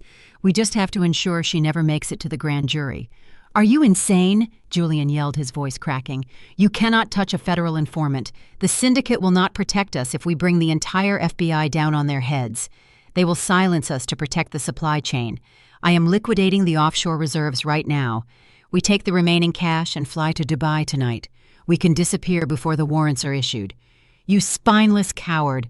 Patricia hissed, the sheer venom in her tone startling even me. "You run now, and the Syndicate will hunt you down before you even reach international airspace." "We do not run. We clean house." I leaned closer to the speaker, the chilling reality of Patricia's ruthless pragmatism settling over me. "The 36 employees you planted." Patricia continued, her voice dropping to a harsh whisper. "They are liabilities. They have been demanding hush money since the media exposure. We cannot afford loose ends. I am contracting the crew we used for the highway incident. We eliminate the employees, scrub the servers, and pin the entire cleanup operation on Claire. By the time the dust settles, your ex-wife will look like a rogue executive erasing her own accomplices." Marcus and I exchanged a horrified look. Patricia was not just planning to steal my company. She was actively plotting a mass execution to cover her tracks, intending to use the resulting massacre to permanently cement my guilt in the eyes of the authorities. "I need the access codes to the remaining ghost accounts to pay the contractors," Patricia demanded. "Hand them over, Julian." "I am not funding a massacre," Julian shouted, the sound of a scuffle echoing through the receiver. "I am leaving." A sharp, resounding slap silenced the struggle. "You will do exactly as I say, Julian, or I will hand the Syndicate the coordinates to that pathetic little penthouse in Miami where you keep your whore and your bastard child. Do you think I do not know where you spend the money you skimmed from my operations?" The sheer malice of a mother threatening her own son's secret family hung heavy in the air. Julian's terrified silence was all the confirmation Patricia needed. Suddenly, a loud crash echoed over the audio feed, followed by the sound of shattering plastic. The transmission dissolved into a high-pitched screech before cutting out entirely. Marcus cursed, slamming his fist against the desk. She found the transmitter. She must have smashed the espresso machine during the argument. The silence in the office was deafening. Patricia knew we were listening. She knew her plans for a mass execution, and Julian's intention to flee were compromised. The fragile illusion of control was gone. "I have to get Sarah out of that house," Marcus said, his voice deadly calm. He grabbed his coat, checking the loaded magazine of a registered firearm he kept locked in his desk drawer.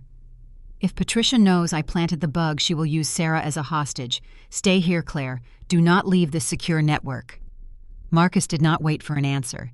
He sprinted out of the office, the urgency of a man rushing to save his wife driving him forward.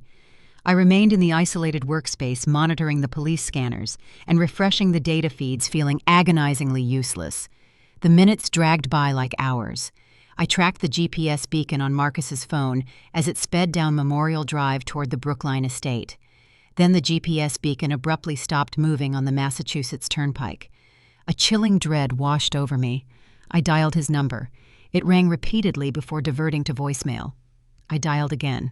Nothing. I turned the volume up on the local police scanner frequency. The dispatcher's voice cracked through the static. "All units respond. We have a major motor vehicle collision on Interstate 90 westbound near the Alston Toll Plaza. A black SUV intentionally rammed a sedan into the concrete median.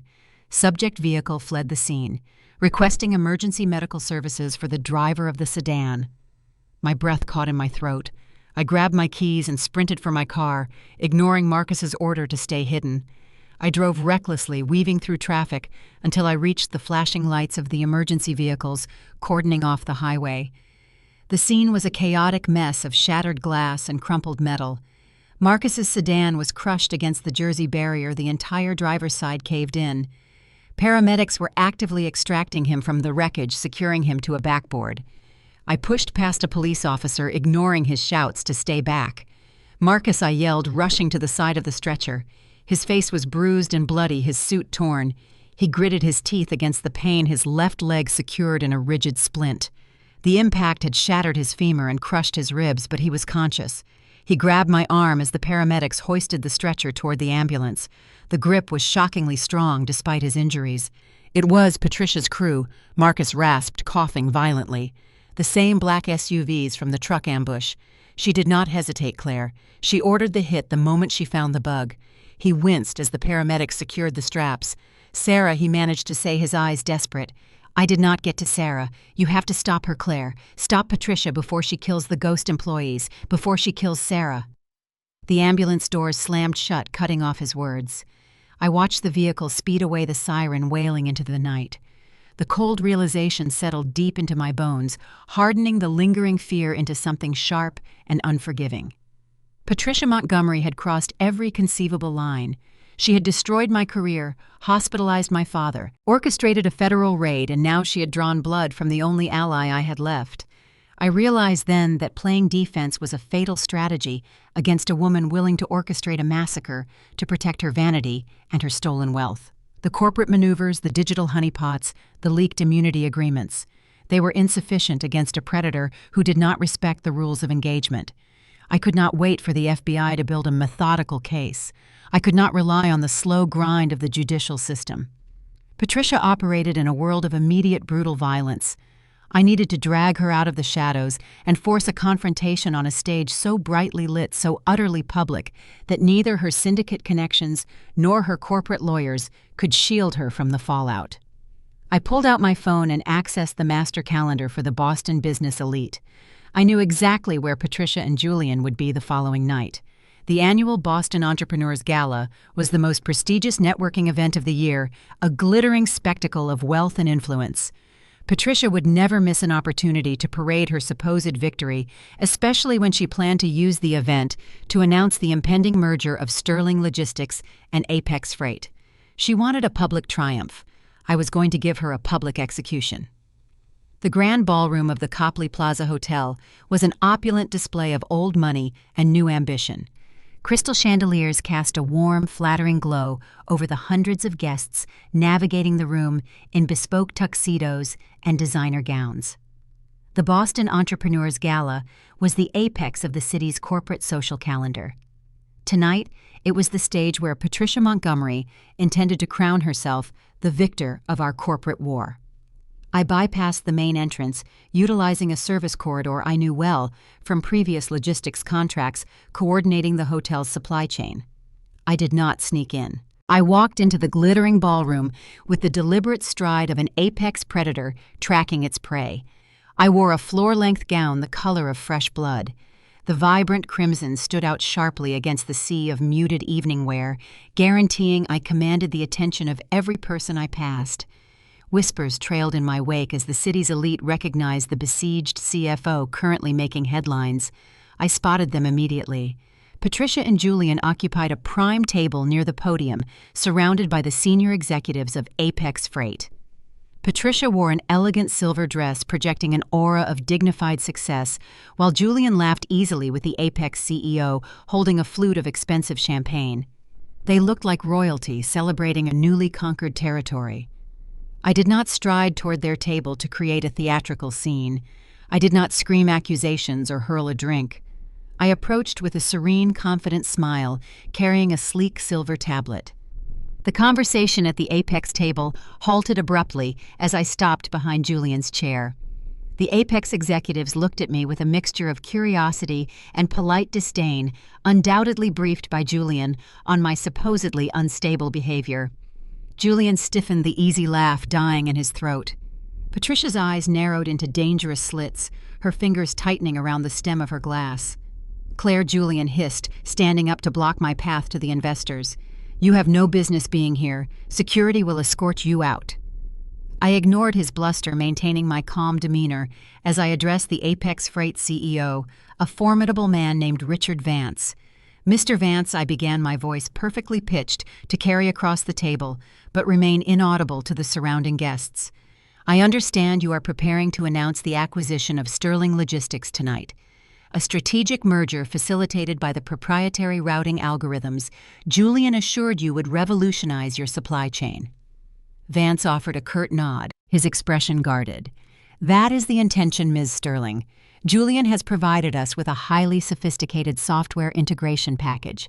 I am sure he presented a very convincing demonstration," I replied smoothly. "However, as the original architect of those algorithms, I felt a fiduciary obligation to inform you about the hidden payload embedded within the code you are currently installing on your primary servers." Julian's face drained of color. "What are you talking about?" he stammered, attempting to maintain his composure in front of his prospective buyers.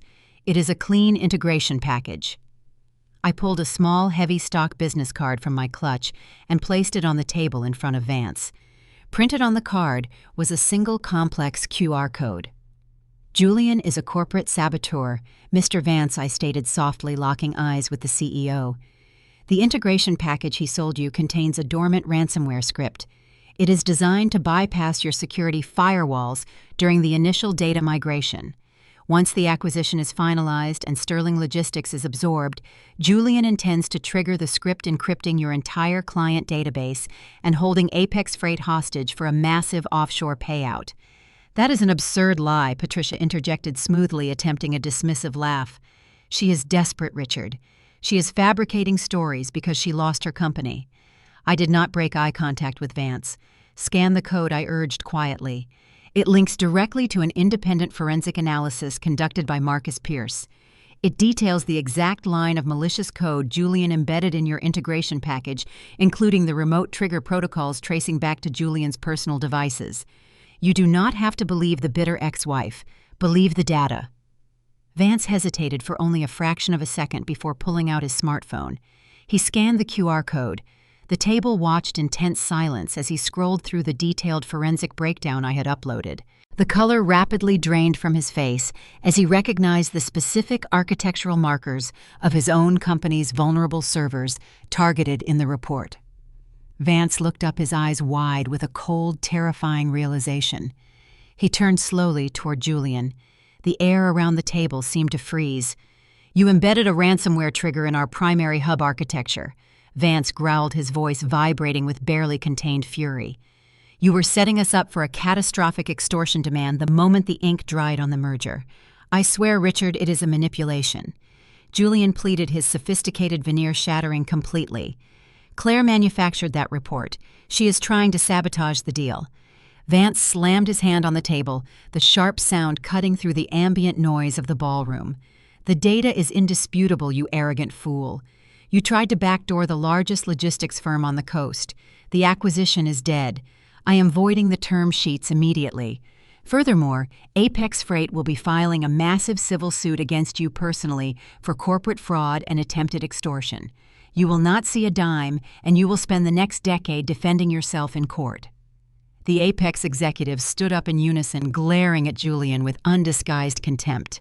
They abandoned the table, leaving Julian standing alone amidst the wreckage of his master plan.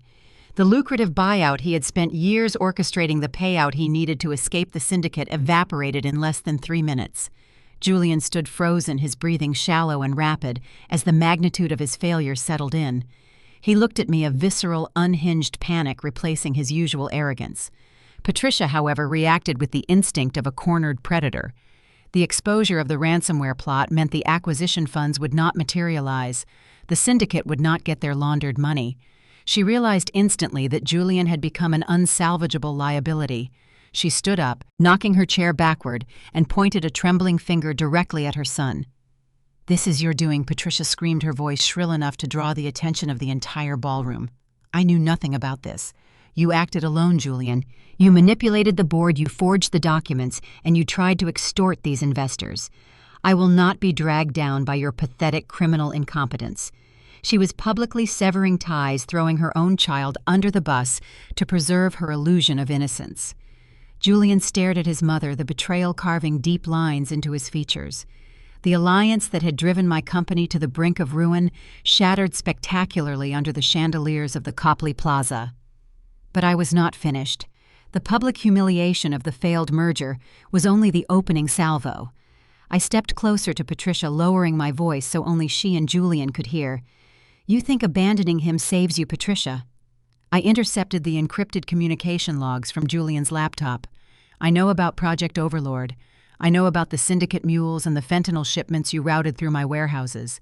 And more importantly, the Syndicate knows I have the ledgers." Patricia's manufactured outrage instantly vanished, replaced by a cold, hollow terror. "I sent a copy of your financial skimming records to the Syndicate bosses in Miami. An hour ago, I lied smoothly, exploiting her paranoia. They now know you have been skimming a 20% handling fee off the top of their laundering operation to fund your luxury lifestyle. They are not coming for Julian. They are coming for you." The color completely drained from Patricia's face.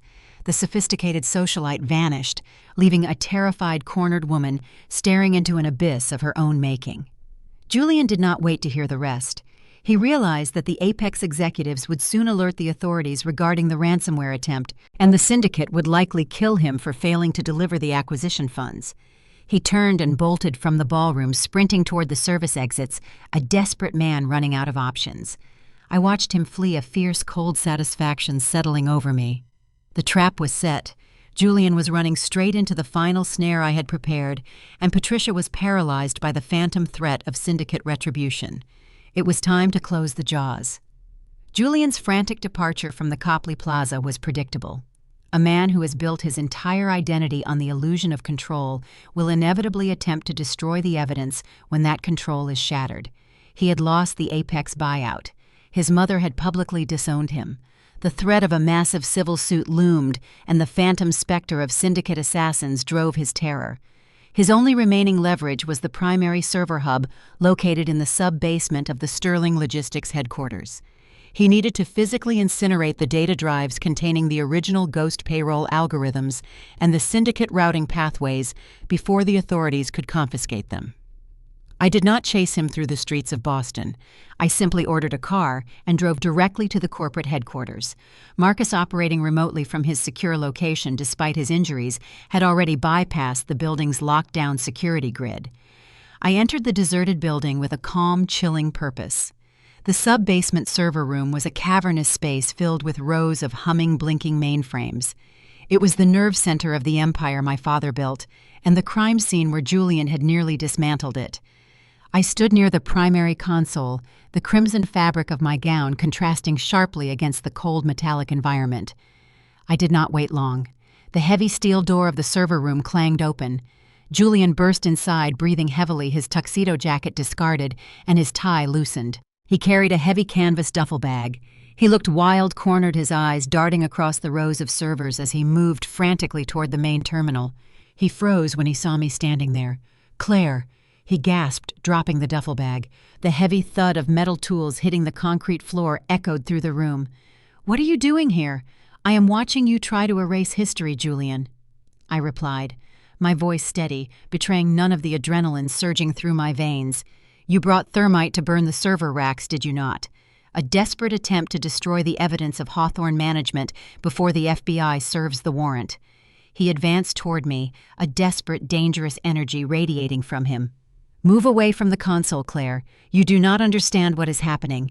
The syndicate will kill us all if they find those ledgers. I have to destroy the data." I did not step back. I simply tapped the keyboard on the primary terminal. A large monitor mounted above the server racks flickered to life.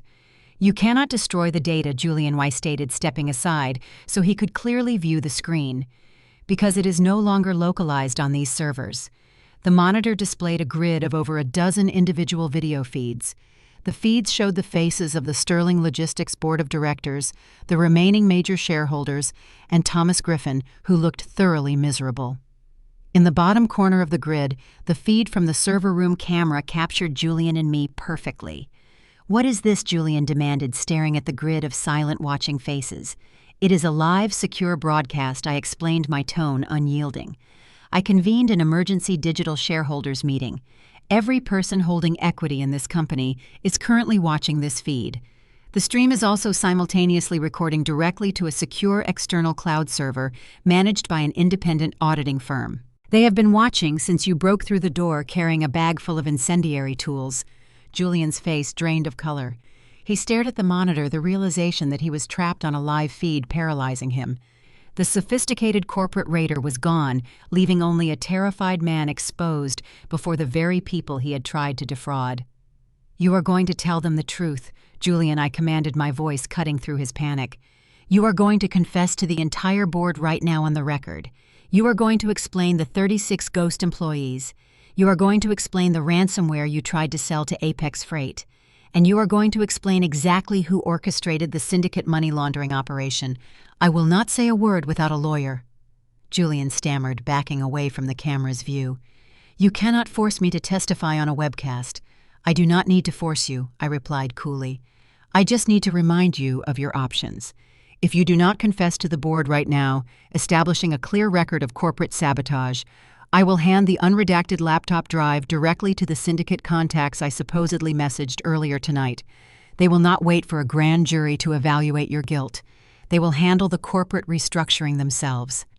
The bluff hit its mark. Julian's terror of the criminal syndicate vastly outweighed his fear of the legal system. He looked at the monitor, his chest heaving, his resolve crumbling under the weight of his own cowardly survival instinct. It was my mother, Julian yelled, his voice cracking, the confession tumbling out in a frantic, desperate rush. The entire scheme was Patricia's design. She used her position at the church to identify the mules for the syndicate. She forced me to plant the 36 ghost employees in the payroll to funnel the capital into Hawthorne Management. She needed the clean corporate cash to cover the initial syndicate investments because she was deep in debt to the cartel bosses in Miami. He gripped the edge of the server rack, his eyes wide and frantic, addressing the silent grid of board members. I did not want to launder the money. I just wanted the buyout from Apex to cover the debts and get out. Patricia orchestrated the highway ambush to force the DOT shutdown. She wanted to crash the valuation so we could liquidate the remaining clean assets and flee. She is the architect. She used me. The confession was absolute. He had implicated his mother as the mastermind of a transnational criminal enterprise on a recorded line in front of the entire corporate hierarchy. The narrative Patricia had carefully crafted of the innocent, victimized matriarch was utterly destroyed. The board members stared at the screen, their expressions ranging from horror to cold fury. I had the leverage I needed to clear my name and isolate the company from the syndicate investigation. You are a pathetic, sniveling disappointment, Julian. The voice did not come from the monitor. It came from the shadows near the entrance of the server room. Patricia Montgomery stepped into the harsh fluorescent light. She no longer wore the elegant silver gown from the gala. She was dressed in dark, practical clothing, her hair pulled back sharply. The polished socialite was gone. The ruthless, desperate criminal had arrived. She did not look at her son with maternal concern. She looked at him with lethal disgust. But what chilled my blood was not her expression. It was the matte black suppressed handgun gripped firmly in her right hand, pointed directly at my chest. Julian scrambled backward, tripping over his discarded duffel bag, a pathetic whimper escaping his throat as he realized his mother had come to silence him too. "You always underestimated me, Claire," Patricia said, her voice eerily calm, her hand perfectly steady.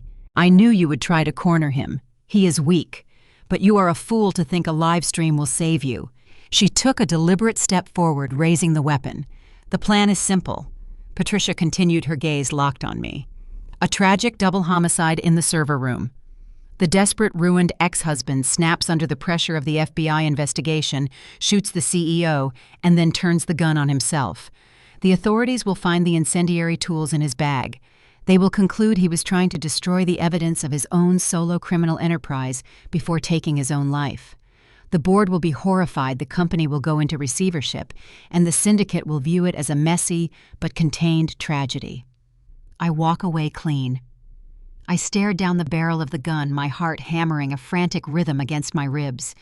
I had anticipated legal maneuvers, corporate sabotage, and media smear campaigns.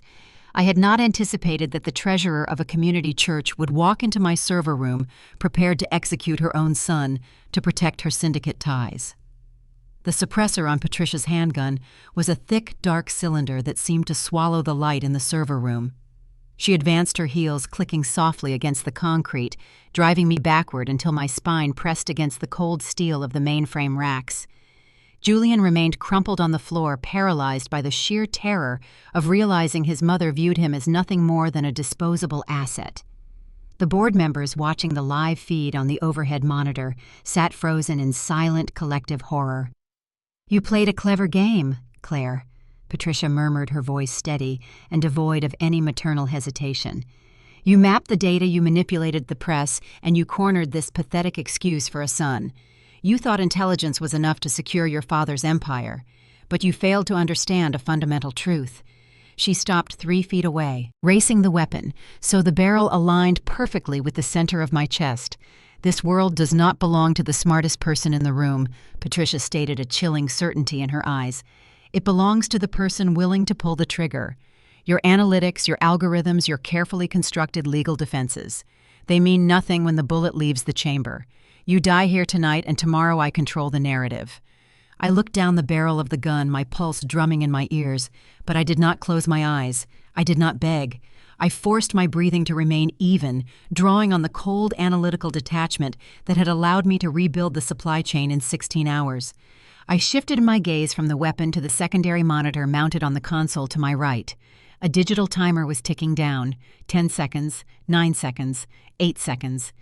I looked back at Patricia, maintaining unbroken eye contact. I allowed a slow, grim smile to touch the corners of my mouth.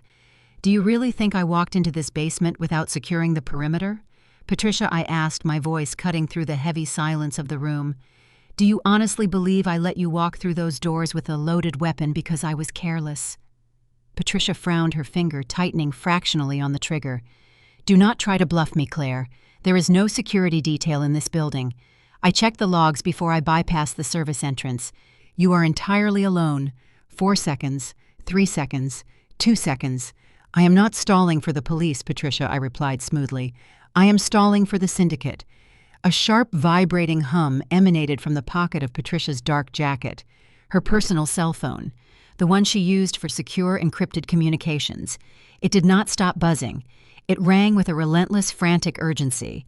Patricia's eyes darted toward the sound, her composure fracturing for the first time. She knew that specific line was reserved solely for her handlers in Miami. They never called unless a catastrophic breach had occurred. "Answer it," I suggested, leaning against the server rack. "Or do you want me to tell you what they are calling to discuss?" She kept the gun trained on me, but reached into her pocket with her free hand, retrieving the vibrating device. She glanced at the encrypted caller ID. The blood drained entirely from her face, leaving her looking skeletal under the harsh fluorescent lights. "While you were busy tracking my movements and planning this little murder-suicide, I initiated a targeted data dump." I explained, my tone surgical and precise. "I did not send the FBI the evidence of your money laundering. I sent the Syndicate the evidence of your theft." Patricia swallowed hard, her hand shaking slightly as the phone continued to vibrate.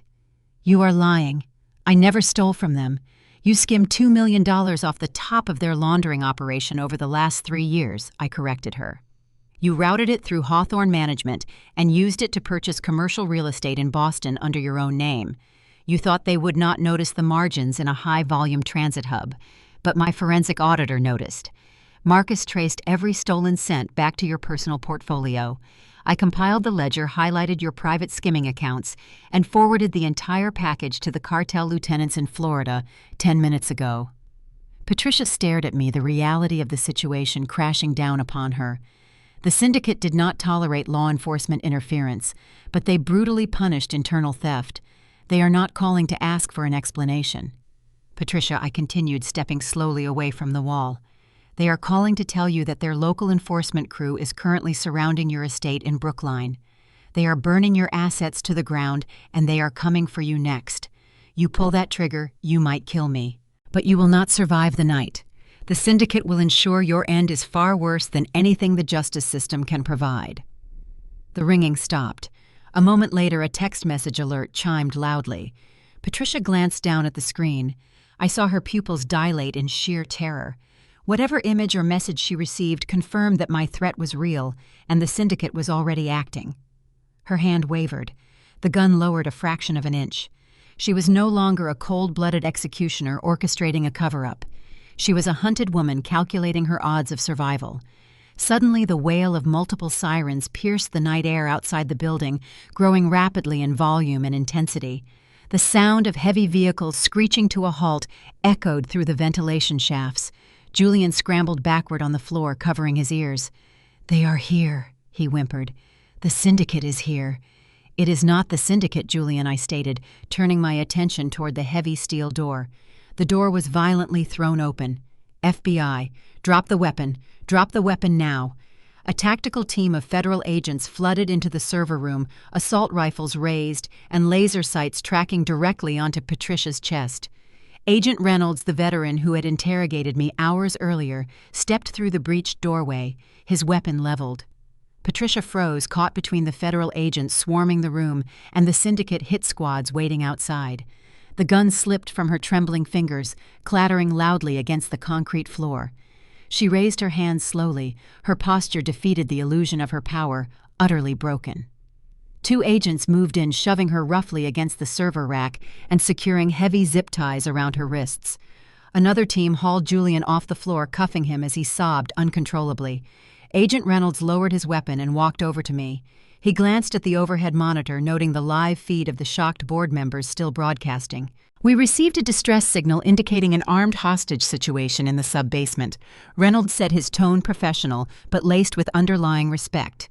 "I did not send a distress signal," I replied calmly. I triggered a silent alarm linked directly to the Boston field office, the moment Patricia bypassed the external security gate with a firearm. I knew she would bring a weapon. I just needed her to confess on a recorded live broadcast before you breached the room. Reynolds looked at the cuffed mother and son, then back to me. "You orchestrated an armed standoff to secure a recorded confession." "I did not orchestrate the standoff, Agent Reynolds." I corrected him, smoothing the fabric of my gown. "I simply provided the stage. Now, if you do not mind, I believe we have an extensive discussion regarding a transnational money laundering operation and the complete exoneration of Sterling Logistics.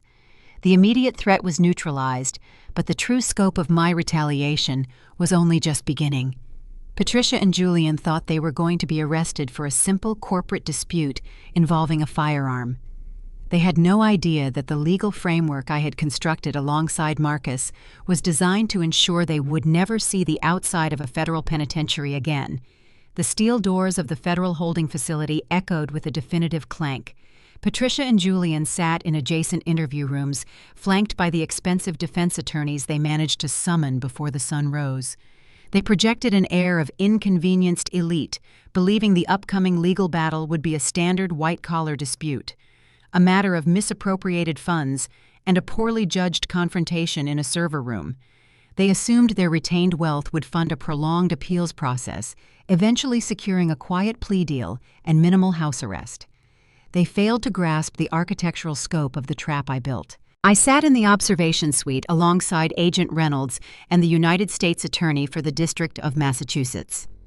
Through the two-way mirror, I watched Patricia sip from a paper cup of water, adjusting the collar of her booking uniform. She glanced at her lawyer, offering a tight, confident nod. She still thought she controlled the chessboard. "It is time to execute the final sequence," I told the federal prosecutor, handing him the bound dossier Marcus and I compiled during the Miami excursion. The prosecutor opened the file, tracing the structured data pathways. "You delivered a closed-circuit syndicate, Ms. Sterling. The evidence is immaculate." He walked out of the observation room and entered Patricia's holding area. I watched through the glass as her defense attorney immediately launched into a prepared monologue regarding bail hearings and the lack of direct material harm. The prosecutor did not sit down. He simply tossed the dossier onto the metal table. "We are not charging your client with simple corporate fraud or assault," the prosecutor stated, his voice carrying clearly over the audio feed. "We are charging Patricia and Julian Montgomery under the Racketeer Influenced and Corrupt Organizations Act." Patricia's attorney stopped mid-sentence. The blood drained from his face. He stared at the prosecutor, the professional bravado evaporating instantly. "RICO." The attorney whispered the acronym hanging in the sterile air like a guillotine blade. "You cannot use RICO for a family business dispute." Patricia snapped, her voice shrill, failing to understand the seismic shift in the room. "It stopped being a family dispute the moment you crossed state lines," I murmured from behind the glass, though she could not hear me. The prosecutor leaned over the table, planting his hands firmly on the metal surface. "You utilized 36 fake employees to establish a continuous, coordinated criminal enterprise. You routed stolen capital through a shell company in Delaware. You purchased luxury real estate in Florida. You manipulated the commercial operations of a logistics hub in Massachusetts to funnel illicit narcotics for a transnational syndicate. You operated across multiple state borders, utilizing wire transfers, digital extortion, and hired contractors to enforce your will. That is the exact statutory definition of a racketeering enterprise." The realization struck Patricia with physical force. Her shoulders slumped. The practiced posture of the untouchable socialite crumbled, leaving behind a hollow, terrified shell. Under the provisions of the RICO Act, the prosecutor continued, his tone clinical and unyielding.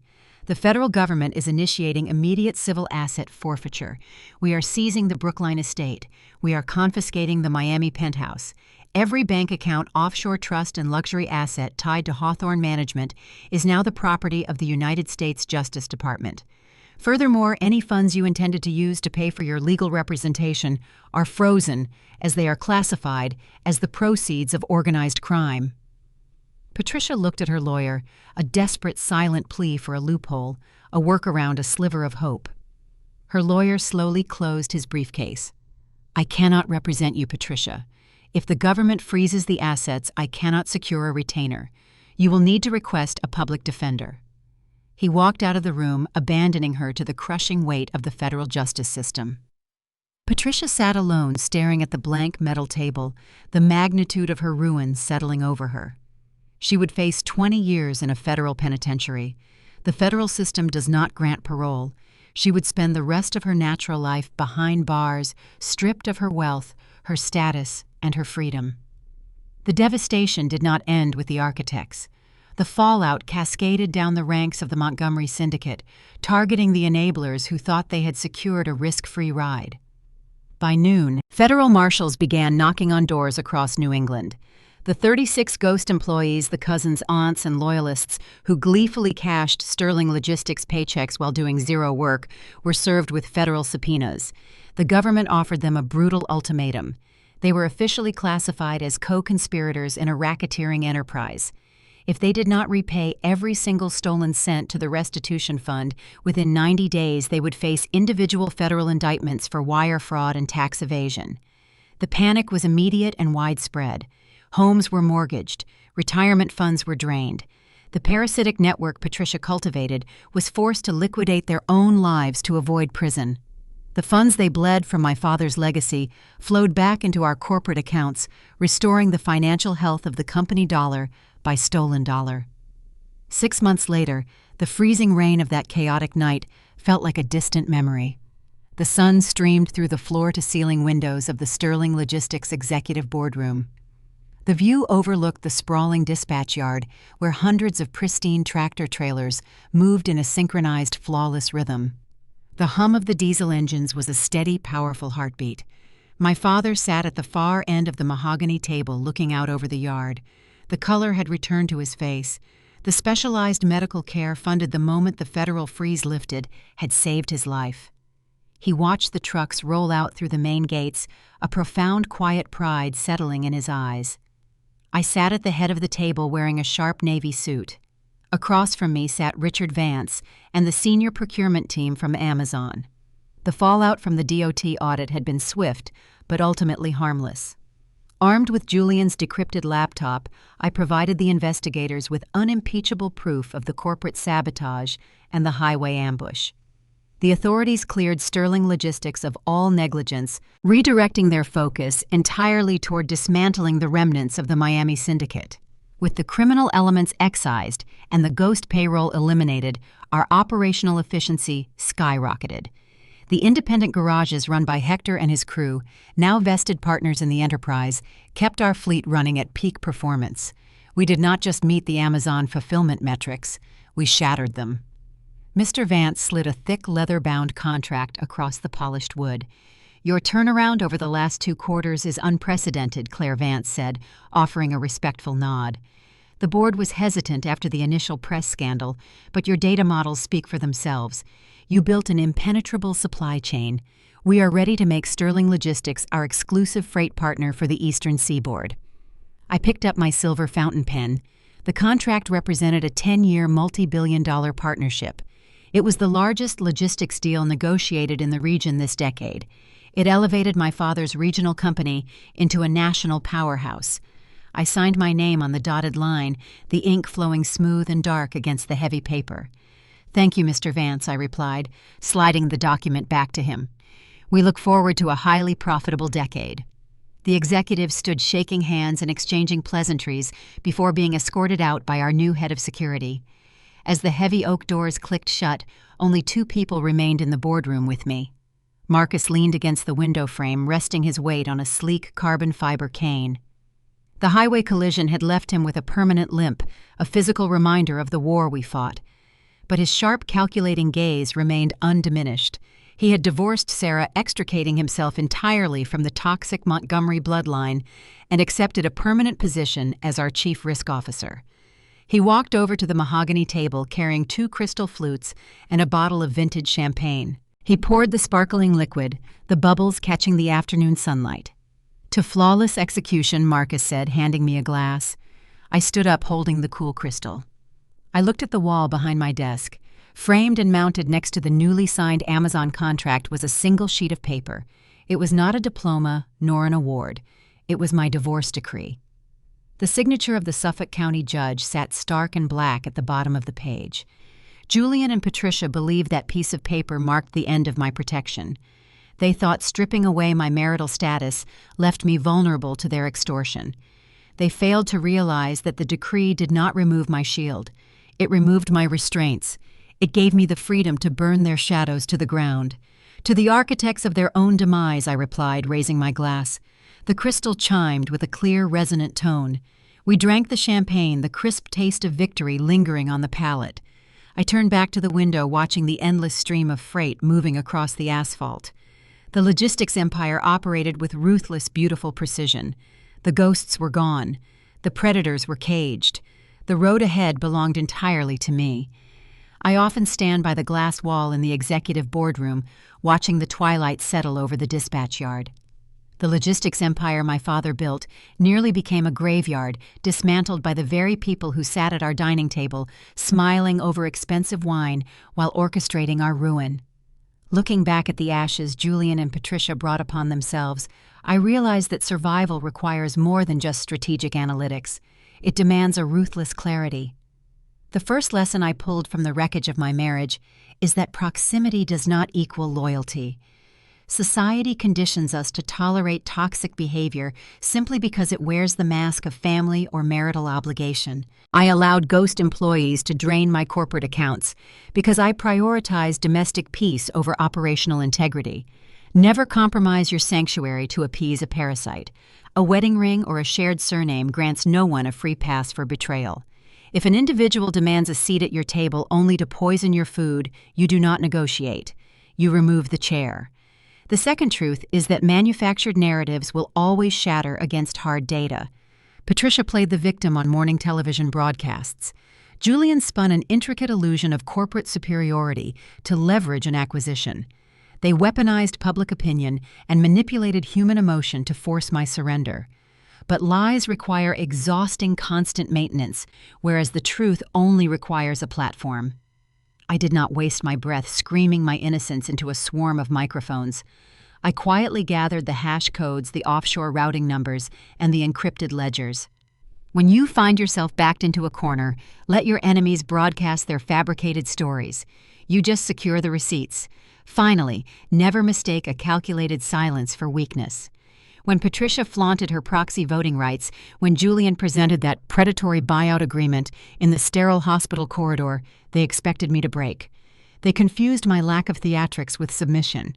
Real power lies in letting your adversary believe they hold the winning hand right up until the steel trap snaps shut around their ankles.